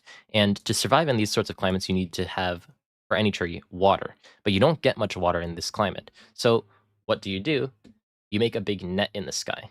So this is effectively just a massive net that, as mist drifts by, catches the water in the air and then funnels it down to the base.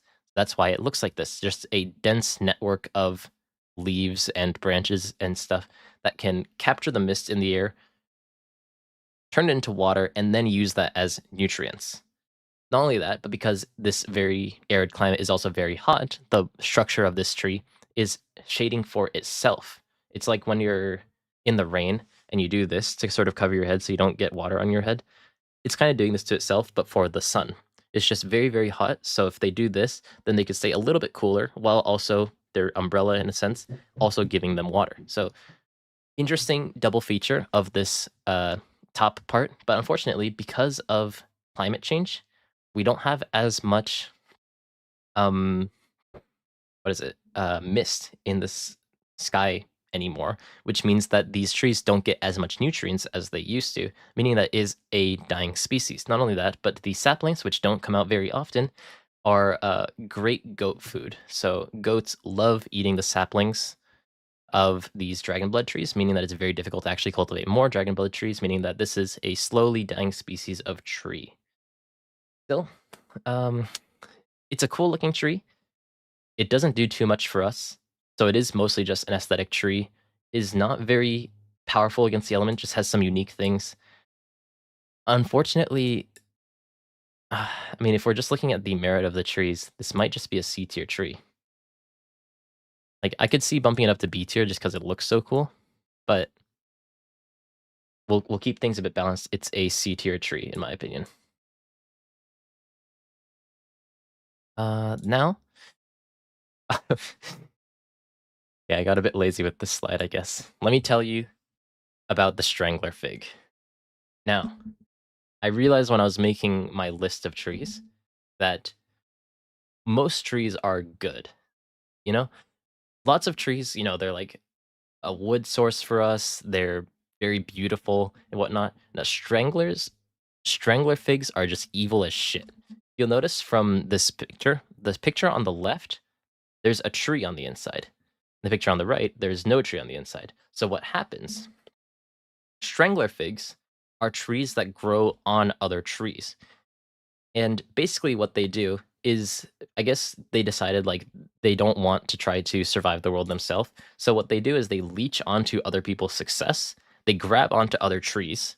And what they do is they steal nutrients from that tree and also block shade.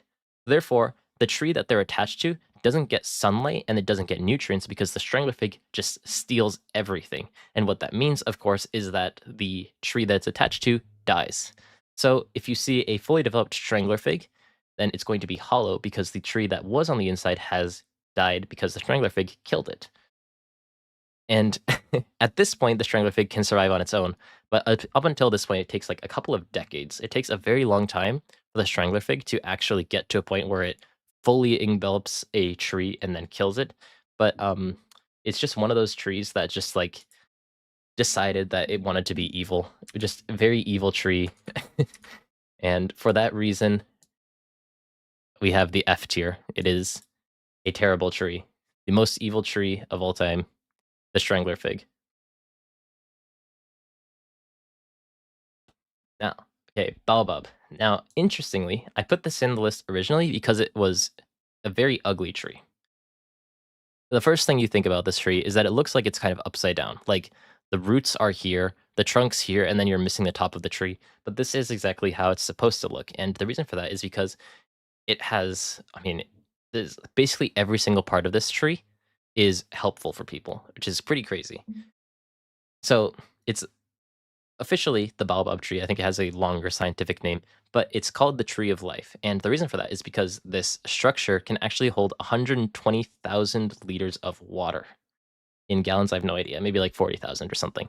And put into perspective, it's hard to really put into perspective how much water this is. This is about 2 swimming pools worth of water.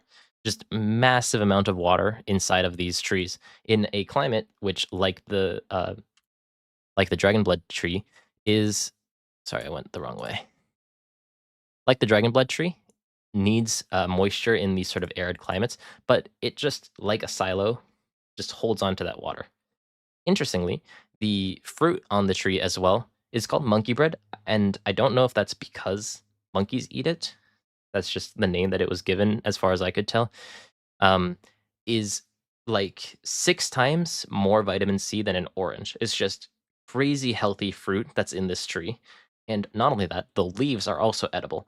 If you cook the leaves, then they're like spinach in terms of nutrients and also taste, apparently. And also, the bark regenerates. So you can peel off the bark, which is very flexible. So you can use it for baskets, instruments, and something else I remember from my research. I can't remember right now.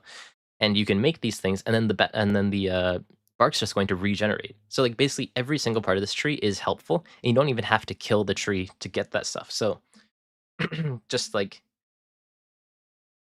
crazy good tree all around. It just kind of looks weird. But because this exists, it has so many upsides to it. I think that it is a very solid A tier tree.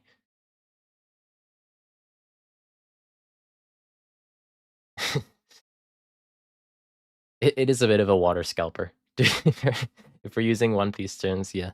But I mean, to be fair, and I think scalper's a bad term because that implies that it's going to redistribute at a markup. But I think this is more of like that guy at the store who like holds on to a couple of products and only gives them to kids. Where it's like this is like Big Brother who has this water that's very hard to get, and if people need it, he will provide. So maybe not a scalper, but has a lot of it. If you decided to put a markup on that, then it would be bad. But at the very least, as far as I can tell, it's not charging anything. Oh, speaking of water, though, mangrove tree. Very unique tree. Lives on the intermediary area between saltwater and land. And interestingly, the way that these trees breathe, because I mean their roots are underwater, which means that they don't get very much air and oxygen from the soil because it's underwater. The way that they breathe is through these roots that are above the ground, which is why they look like this. So these roots have these small pore structures in them that when the tide is low, then these roots are exposed to the air, and then it just gathers a ton of oxygen through there. When the tide comes back up, it's kind of holding its breath, but basically it breathes when it's in low tide. So interesting way for the tree to live and get oxygen. Why it does this and isn't just a normal tree on land, who knows? But because it's in salt water, it needs to get rid of the salt because salt water is about 100 times more salty than a normal tree can actually manage. Most of the time, if trees interact with too much salt, then it's going to end up dying. But what the mangrove tree does is that it actually does, depending on the species, a couple of different things. Now, hopefully I can remember what these were because I wrote them very vaguely in my presentation, but they can filter, excrete, or funnel the salt out of them.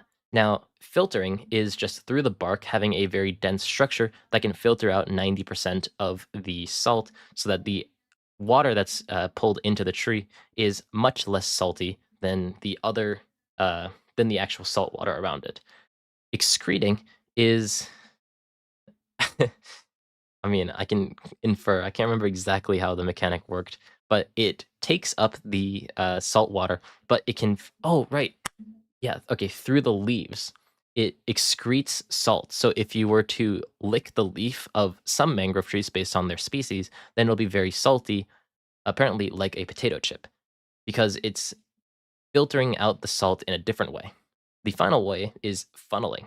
And what funneling does for mangrove trees is that it gets the salt water and it separates the water and the salt, but it puts the salt into a couple of leaves. It just packs all the salt into a couple of leaves and then just basically gets rid of those leaves as sacrifice. It's this like pagan ritual where they put all of the salt into these small leaves, get rid of the leaves to get rid of the salt, and therefore the tree is healthy because none of the other trees are plagued by this intensely salty area. Now, once again, why do mangrove trees exist and why don't they just be normal and go on land? Who knows? But this is why they exist. Or this is how they exist, and this is how they can survive in these really harsh environments. They also, kind of like coconuts, make seeds up here that end up getting drifted away with water. So some other interesting things like that too, that help spread their seed. And the structure of these is very good for fish as well. But still, one of the most unique trees that exist. Super cool tree. And my only question is, why does it exist? But if we look at everything else, it's a very cool tree. I'm biased. I'm throwing it an A tier. Yeah, it's just a super cool tree. But its existence is a mystery to me. And I think we are on our final tree. I appreciate you guys sticking with me through this. And thank you so much for chat for being so interactive. It's a lot more fun for me to do it like this. Bamboo, once again, like the palm tree, is not actually a tree, it's grass. And I mean, like the palm tree, where, we just, let me pull that up because there might be some new people in here. The palm tree, as you can see, has no tree rings because it's a fiber structure like grass. And bamboo, I'm sure more people are familiar with how bamboo looks, is actually hollow. Now, these things, these dark green areas, are called culms. And in between the culms is just the bamboo fibers and a completely hollow inside. Why was it? I forgot to look up why it was hollow, actually. That's my bad. But the outer structure is kind of like straws. If you look at bamboo up close, then you'll notice that there's like very small holes, like hundreds of holes around the edge of the bamboo, and that's just for filtering water up the plant. And because it's like grass, and because it doesn't really conform to the way that normal wood works, we mentioned before that birch wood grows extremely fast and it can grow a meter per year. Bamboo, depending on the species, can grow a meter per day, making it extremely very fast growing, which you may think is invasive. And to be fair, some species of bamboo are invasive, but a lot of bamboo aren't because of the way that they spread their seeds, just depending on how far away they spread their seeds. But surprisingly, non-invasive species that grows extremely fast.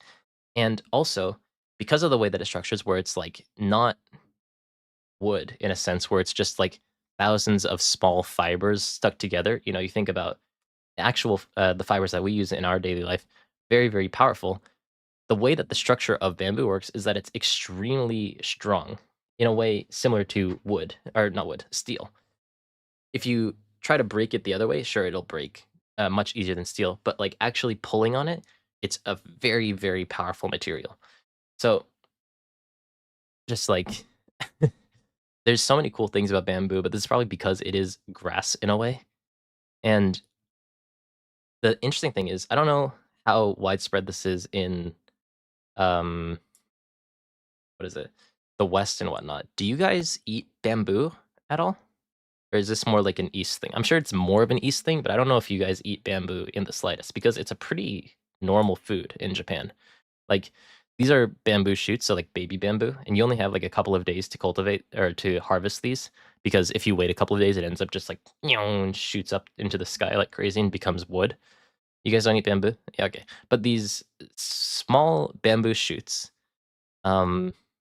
are edible. And a lot of times you cut them into small pieces and you just throw them into rice with like a couple of other things like meat and some small sauces, and you have like really nice food. It tastes really good. If you guys have ever had it before. I can only compare the taste to other Japanese things, so it's hard to explain. But it doesn't taste like wood, obviously. It tastes like you could probably be convinced that it's a mushroom, interestingly. But yeah, it tastes really good. It's very common in Japan, actually. But yeah, it's just a huge W plant because it's extremely powerful, which means that you can make houses with it. It's very lightweight, very easy to move around. The hollow structure also means that you can make very good pipes out of it. Grows super fast, which means that it's just a very good renewable resources. You know, we have the stress of like cutting down too many trees in the world. Well, I mean, people don't really use bamboo for making houses anymore, but it's one of these like extremely renewable materials where like you don't feel bad cutting down bamboo because it's going to be back in the next year. So great tree, if you can call it that. It is grass, so it is a bit awkward to actually put it in this tier list. But if we are looking at it as a tree, bamboo is an insanely cool tree, S tier tree. And that is, yeah, I mean, if you can get bamboo, it's like super, it's also super aesthetic too, and it's not too hard to maintain. It just kind of maintains itself. But that is, oh, my camera's like super off to the side. That is our tree tier list.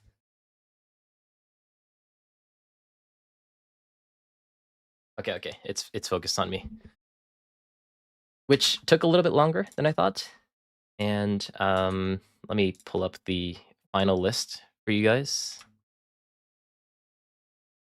But there are a lot of cool trees that exist in this world. So to recap, we have the oak tree, the maple tree, the Japanese cedar or sugi tree, and bamboo in S tier.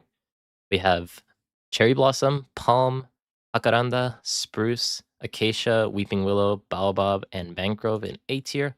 We have the rubber tree, ginkgo tree, and dogwood tree in B tier. Birch and the dragon's blood tree in C tier. And of course, terrorism deluxe, the tree, the strangler fig in F tier. Now, we finally finished the tree tier list. So I have no idea what to do now. But I think I had a couple more things that I had to promise to you guys, but I do need to go in a little bit, unfortunately. I may have to end stream now. Oh, where would pine tree fall? Yeah, I'll also like put this into a more digestible video and whatnot, because the VOD's going to be a bit long. Pine trees are very similar to spruce trees, by the way. They're like in the same sort of genus. So you can see the spruce ranking as the pine ranking. And also I saw a bit of a while ago, someone was talking about redwood as well. Redwood is super cool tree, gets massive. I would probably put that in S tier as well, but I kind of forgot to put that in as I was doing my research, unfortunately. But yeah, redwood trees are super cool. I wish we had them in Japan, but they are very tricky to actually grow in the terrain that we have in Japan. It's much more suited for the sort of like vastness of the North Americas. No. I think I do have a couple of things I need to I have promised you guys that I can probably do somewhat quickly, but maybe I'll go to the bathroom first and I'll be back in a second because I still haven't given you the story time on the time that I almost died, and I haven't done the spicy chicken nugget, and I do have a spicy chicken nugget, so I guess we'll do those two and then we will call it a day. But let me go to the bathroom first. I'm reading chat. I'm a bit confused, but I'll be back in a second.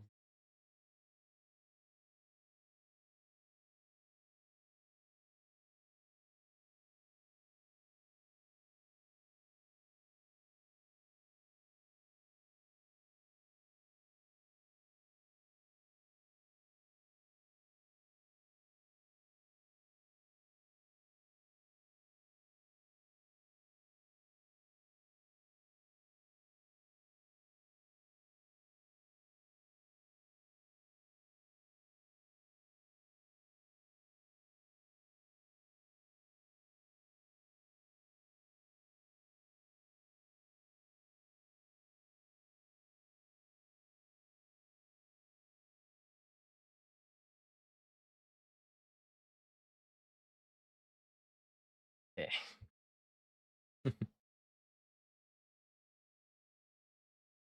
I didn't need to put on my headphones. But I realized that I was talking about edible bamboo, but I didn't really show.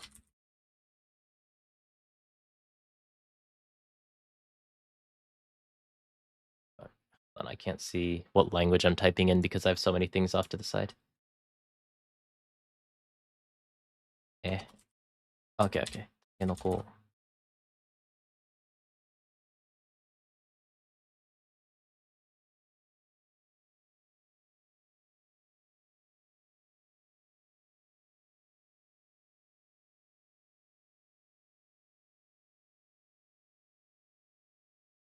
Okay. Here it is. So this is the thing that we saw before. These are the bamboo shoots. They're cut into like smaller bits and pieces. I guess if you've never tried it, it looks a little bit weird. It looks like it could be like some part of an animal, but it is just bamboo shoot. And this eventually, if you wait actually just a couple of days, it just turns into massive bamboo. But it's very good. And just like on rice and whatnot with like a couple of other things on the side. It's just a very good meal. It has nice texture to it as well. I recommend it. It's not really something that you see too much like in stores. It's one of those things that you kind of like make at home as like cheap food. But yeah. So that is that. To do a spicy chicken nugget. I'm gonna go get the hot sauce. Give me 1 second.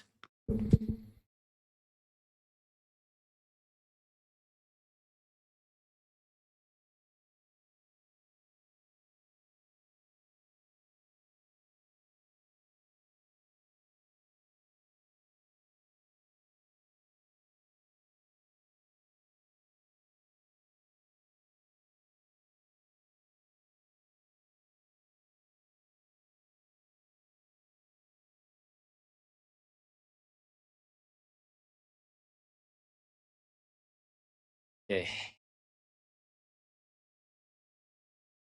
It is time. I keep putting on my headphones out of instinct. So we have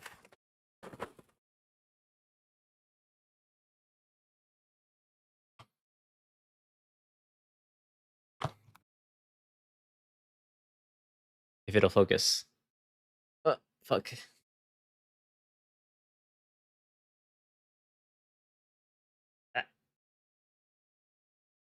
We have chicken nuggets.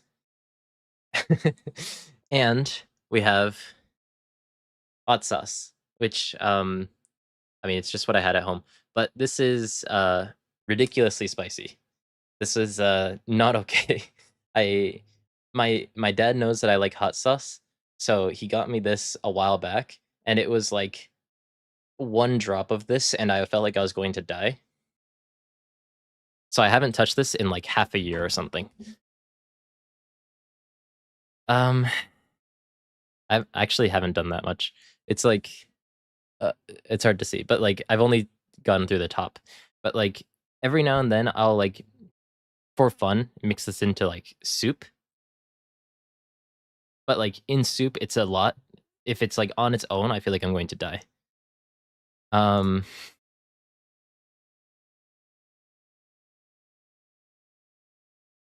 Yeah, so this says, oh my god, it says use a micro drop on your favorite food.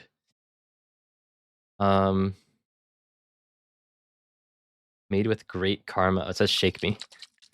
Oh. Okay, how bad is this? I think I looked this up at some point, the actual Scoville level of this. But like it is extremely spicy.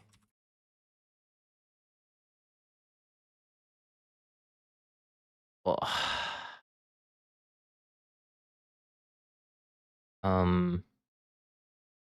okay, it's 105,000. Up to 150,000? I don't know. How much is Tabasco? Oh.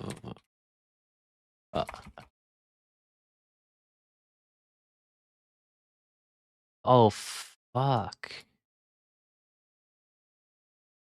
Fuck, dude.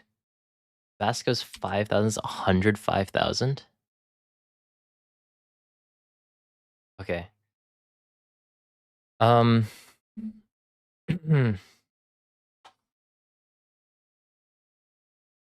on. Oh. That's true. And maybe with Mayo it'd be good. But no, I have should I have something on standby? Maybe I should. Should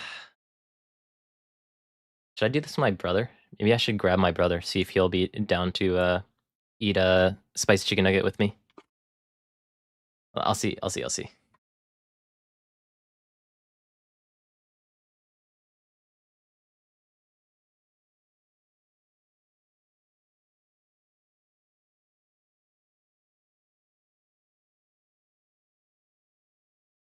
Okay, he doesn't want to.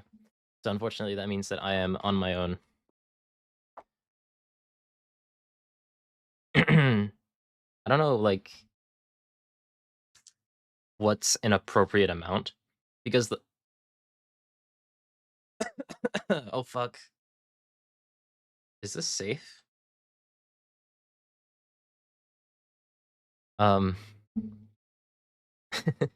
Yes, Sterling, I will. Sorry. I'm sorry I'm doing this instead of updating my emu guide right now. But if I don't die to this chicken nugget, then it'll be up in the next couple of days. But fuck, dude, why does my camera keep unfocusing? Oh. I think Tablespoon would actually kill me. It says use a micro drop. But I'll see how much comes out. I actually don't want to like spill it onto my desk, but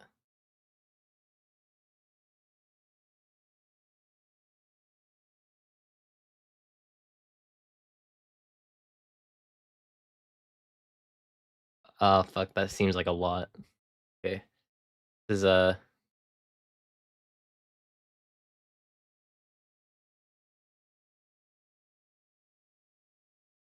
wrong. That's why I wasn't.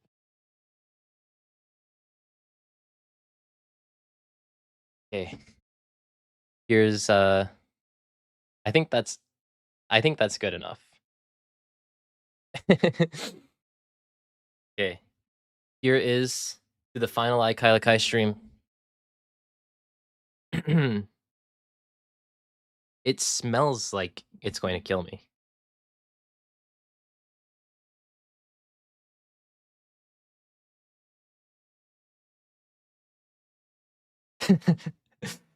Oh fuck. Wait, do I just do the entire thing?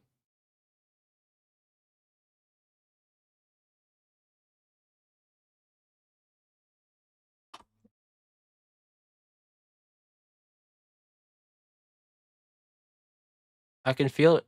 Oh fuck. Hold on.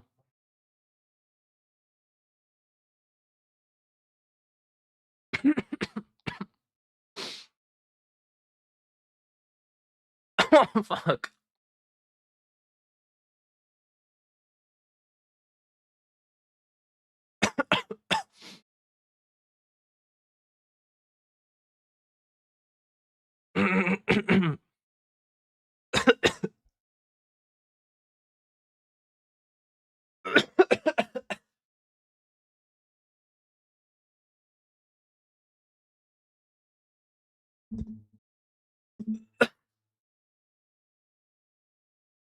So I'm very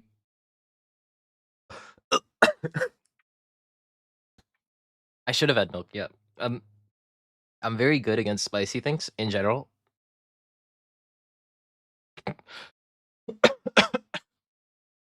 That's very spicy. Like Hold on. Give me a second, guys.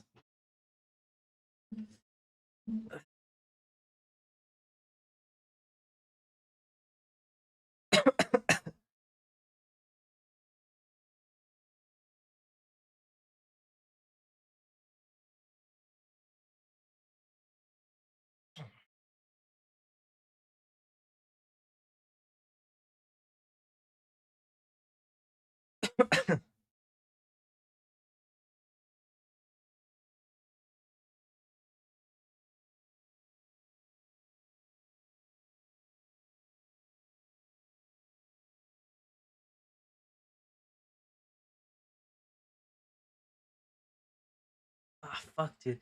I think I'm past the spiciness, but it's like stinging my tongue. It's like attacking me. It's like I don't feel spiciness in my throat anymore, but it's like on my tongue. It's like trying to kill me.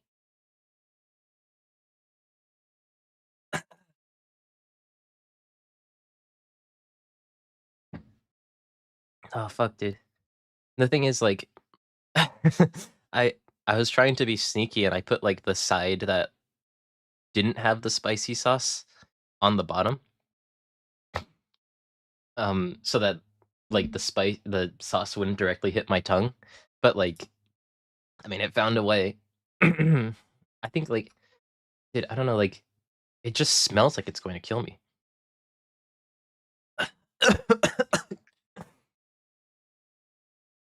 um. Well, hey, we did it though.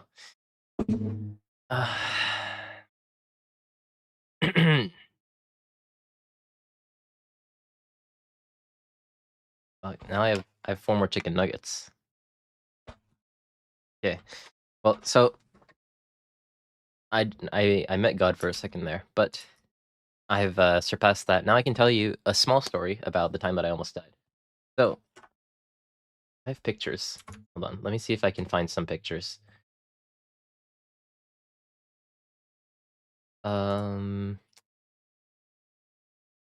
I know the thing is I took a lot of pictures, but they were on my old. Oh my god, dude, it still hurts to talk. By the way, like I can kind of get through my words, but like when when air goes through my mouth, it still stings me. Hold on. Do I have pictures? I had pictures on my old phone, but I changed my phone and I didn't back those up. Okay, no. No, it wasn't just now. I've been closer to death before. Let me say it again.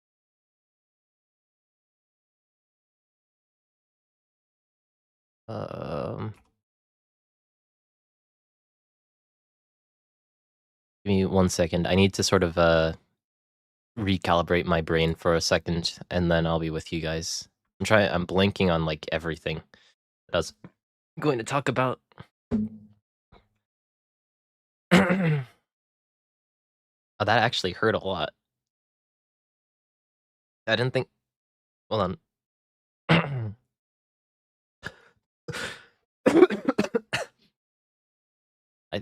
Inhaling hurts.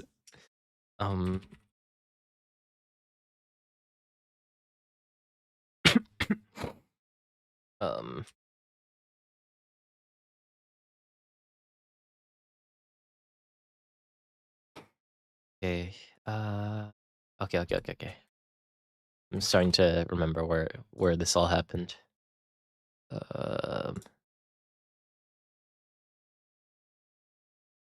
Okay. Oh.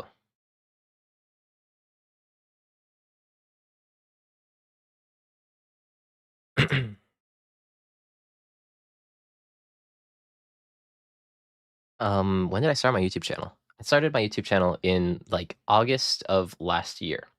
And interestingly, exactly 1 week before I started my YouTube channel, I was in Zermatt in Switzerland, which is this lovely town here, and the very famous Matterhorn in the back.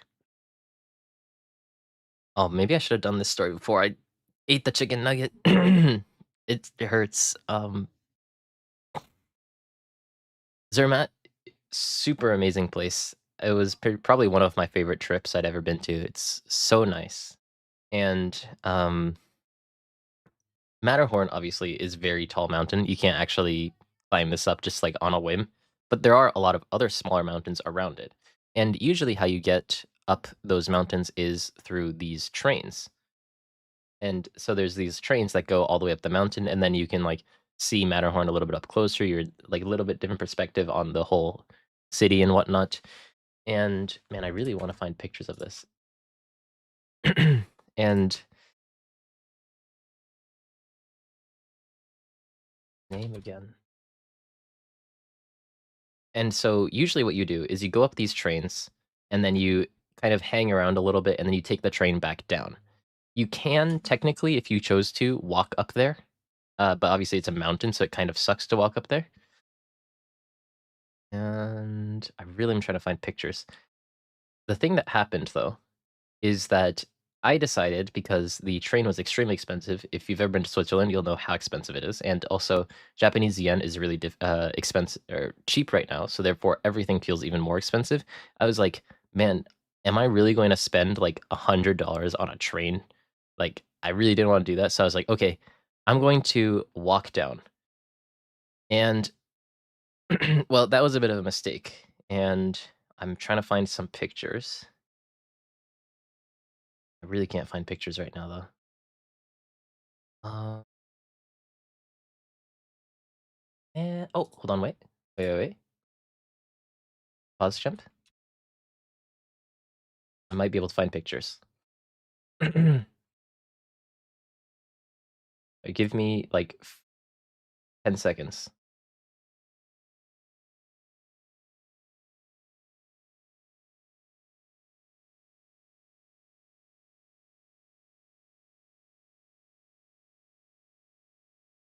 Yeah, mistake number one was deciding to walk down this mountain. It was very expensive, but I was still like, nah, surely I'll be fine. Oh, wait, I think I found them. I think I found pictures.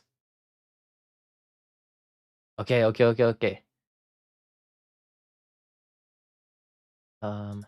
Okay, so this is like one of the pictures. Obviously, I went to like in early mid August-ish, so it wasn't like snowing like crazy like the images that we just looked at, but like super pretty place, like unbelievably pretty. And I'm just walking down the mountain taking pictures as I go, right? And what happens is that as I'm walking, here's another picture. I get across this area, and now I'm on a. Let me see if I can get like a little drawing pad.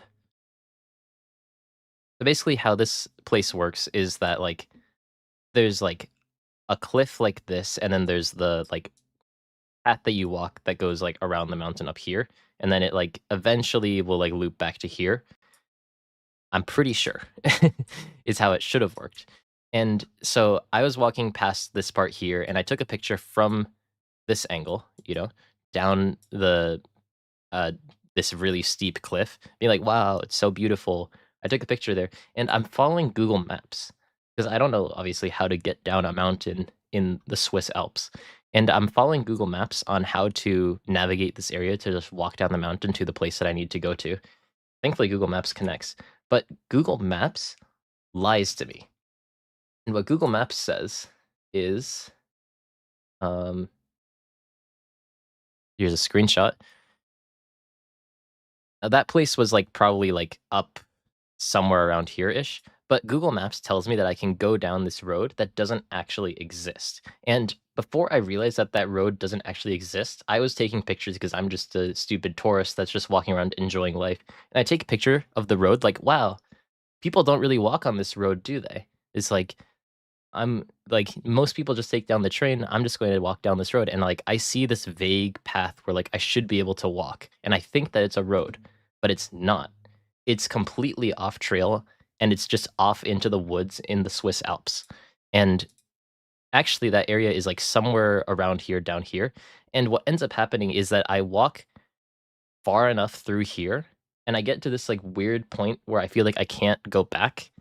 And it means that I'm stuck on this cliffside, which from here, maybe a little bit hard to tell, but I guess from the trees you could see it's like pretty steep. But this is like like foliage that goes up to here. And then I realize way too late for some reason. I think I put way too much faith in Google Maps. I realize that's probably not correct. I shouldn't be wading through a cliffside that goes up to grass to here. But then the issue is because I'd already been doing that for like 10 minutes, it's much easier to go down than it is to go up because I've been kind of wading my way down this path. And so what happens is I decide instead of maybe, it took me like 5 to 10 minutes to get to like this area, instead of taking the like maybe 20 to 30 minutes to get my way back, I decide I'm just going to keep going down because surely if I keep going down the mountain, I'm going to make it to civilization. Surely. And I'm on this mountain for like 3 hours more than I should because I get completely lost. And if we go back to this thing, so thankfully, I guess like, I had pocket Wi-Fi, which is pretty common thing that you can buy in Japan when you're going overseas. So my pocket Wi-Fi connects, so therefore I can, like check maps and whatnot. And obviously, like I'm getting Discord notifications, but I really don't want to check those right now because, as you'll see, although this says I have like an hour and a half left to walk, I only have 12%. And if I lose my battery, then I just have no idea where I'm supposed to go. And to be fair, this screenshot was already when I was like almost back. But like when you're up here, which is like where I was at some point, and just trying to make your way down as these like trains are just like passing by up above, like you lose your sense of direction, and it was starting to get dark. And the thing is, the reason why I took this screenshot is I went on this path, which says that it takes an hour and 27 minutes, and not this path, because right here, where it's supposed to split off, this is another cliff. So Google Maps got me lost in the first place, and then the second time, Google Maps tried to make me walk off a cliff. The first time, it looked like there was a path, so I kind of followed Google Maps. The second time, I didn't take a picture because I had very little battery. It was just a straight up cliff. And it was like, just turn right, bro. I'm like, I'm not gonna turn right again. And so I walk down this path. It takes me like an extra like 4 hours or something. I lose battery pretty early on here, so I had to like navigate myself towards the end. And so what happens is, yeah, I took another picture. Is I make my way down to like this area. Interestingly, this lift wasn't actually in service. Now I think, as far as I could tell, it seemed like they were still building it. Like this lift didn't actually exist yet, or maybe it was under renovation. I couldn't tell at the time. But in any case, this lift didn't exist when I was, or it wasn't in order when I was actually in this area. And so I was walking and I found this beautiful village, and I was like, oh my God, almost there. It's not necessarily Zermatt, which is where my hotel is, but it's like the next village over. And finally, and super aesthetic. So I'm like, okay, sure, I have like 5%, but I'm gonna take a picture. Finally, I'm in this area that like I understand and I feel a lot safer. And maybe I could find it on Google Maps. Map. Okay, thank God that didn't give my personal information.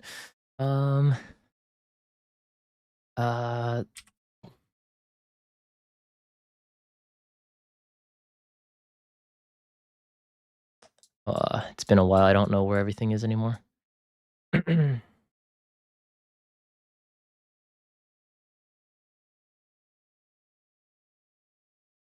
Hard to tell just off of this. Zermatt Furi. Oh. I don't know, that doesn't seem correct. That's hard to tell. I don't know exactly. But as I'm walking through this village, I don't see anyone. No people around. I don't hear anyone. But then, like, I hear singing. Sorry, the hot sauce is kind of coming back to me. I hear singing. And if you guys have watched like any horror movie and you've just been lost in the forest for 4 hours and you get to a very small village where you don't see anyone and you just hear singing, like that kind of freaks you out. And then so I'm like vaguely going in the direction of singing, but I don't want to be like, I don't want to go directly towards it. I kind of want to go around the outside because I don't know what's going on. I'm also like in clothes that's kind of like completely in tatters from just all of the branches and twigs and stuff that were attacking me as I'm walking down. And what I realize is that the singing is coming from a church. And as I get to the church, there's a sign next to it that says like Zermatt this way, this is that way, like a sign. And I'm like, okay, never mind. I don't need to talk to anyone here. There's a sign here. But it happens to be that as I'm walking, this kid, probably like middle schooler or something, walks by. And I'm like, oh, it's like, okay, I don't have to disturb someone who's at church right now. I can just like ask this kid which way is the right way to go. And I ask him like how to get to Zermatt, and he just points to the sign. So I'm like, okay, great. I just need to follow the sign. Sure. It's like, whatever. But the sign's wrong. The sign was wrong. The sign, I followed the sign that said this way to Zermatt. It leads me directly into the woods again. I don't understand. Like, it was a very clear arrow pointing directly into the woods, which is like this like cabin in the woods type horror movie, massive woods, directly into these dark woods. If I kept going that way, I would have 100% been completely lost. But I had this gut feeling as I was walking there, is like, this doesn't feel like the right direction. I don't understand how this would get me to Zermatt, because I feel like I'm going in the wrong direction. And then so I end up walking back and just go in the direction that my gut thinks I should be going. And I end up getting back to Zermatt. So I don't understand what that sign was about. Because that sign, maybe it was a shortcut, and maybe I was just like not following it as much as I should. But like, it looked completely wrong. The second I got into the forest, there was like a forking road and didn't tell me which way to go. And like, if I went the wrong way, then like, I don't know what would have happened. But I followed my gut. I went back, just went the way that I thought was correct because my phone was out of battery at this point, and I made it back. And then 1 week later, I made my YouTube channel. So yeah, that's my eventful summer vacation before I started my YouTube channel. And that is the story of how I almost died in the Swiss Alps. Yeah. Yeah, it is one of the times of all time. But the thing is, like, that experience at the time was really stressful. I think it took me like a total of like 5 hours to get down the mountain. And thankfully I got down the right side of the mountain, because that's a big thing. Like, I used to do a lot of skiing, and if you go down the wrong side of the mountain, you're like completely screwed. But it was a very weird thing. Google Maps tried to kill me twice. Some village kid and the sign tried to kill me once. And I somehow made it back, and now I'm here doing card game stuff. So, you know, such is life, I guess. Yeah. Something similar happened in France. I'm not surprised. But yeah, anyways, that is all of the things that I wanted to accomplish for today. Thank you guys for watching. Because this is kind of two different things in the same stream, I will be segmenting this into smaller things so you can catch the VOD in more accessible ways.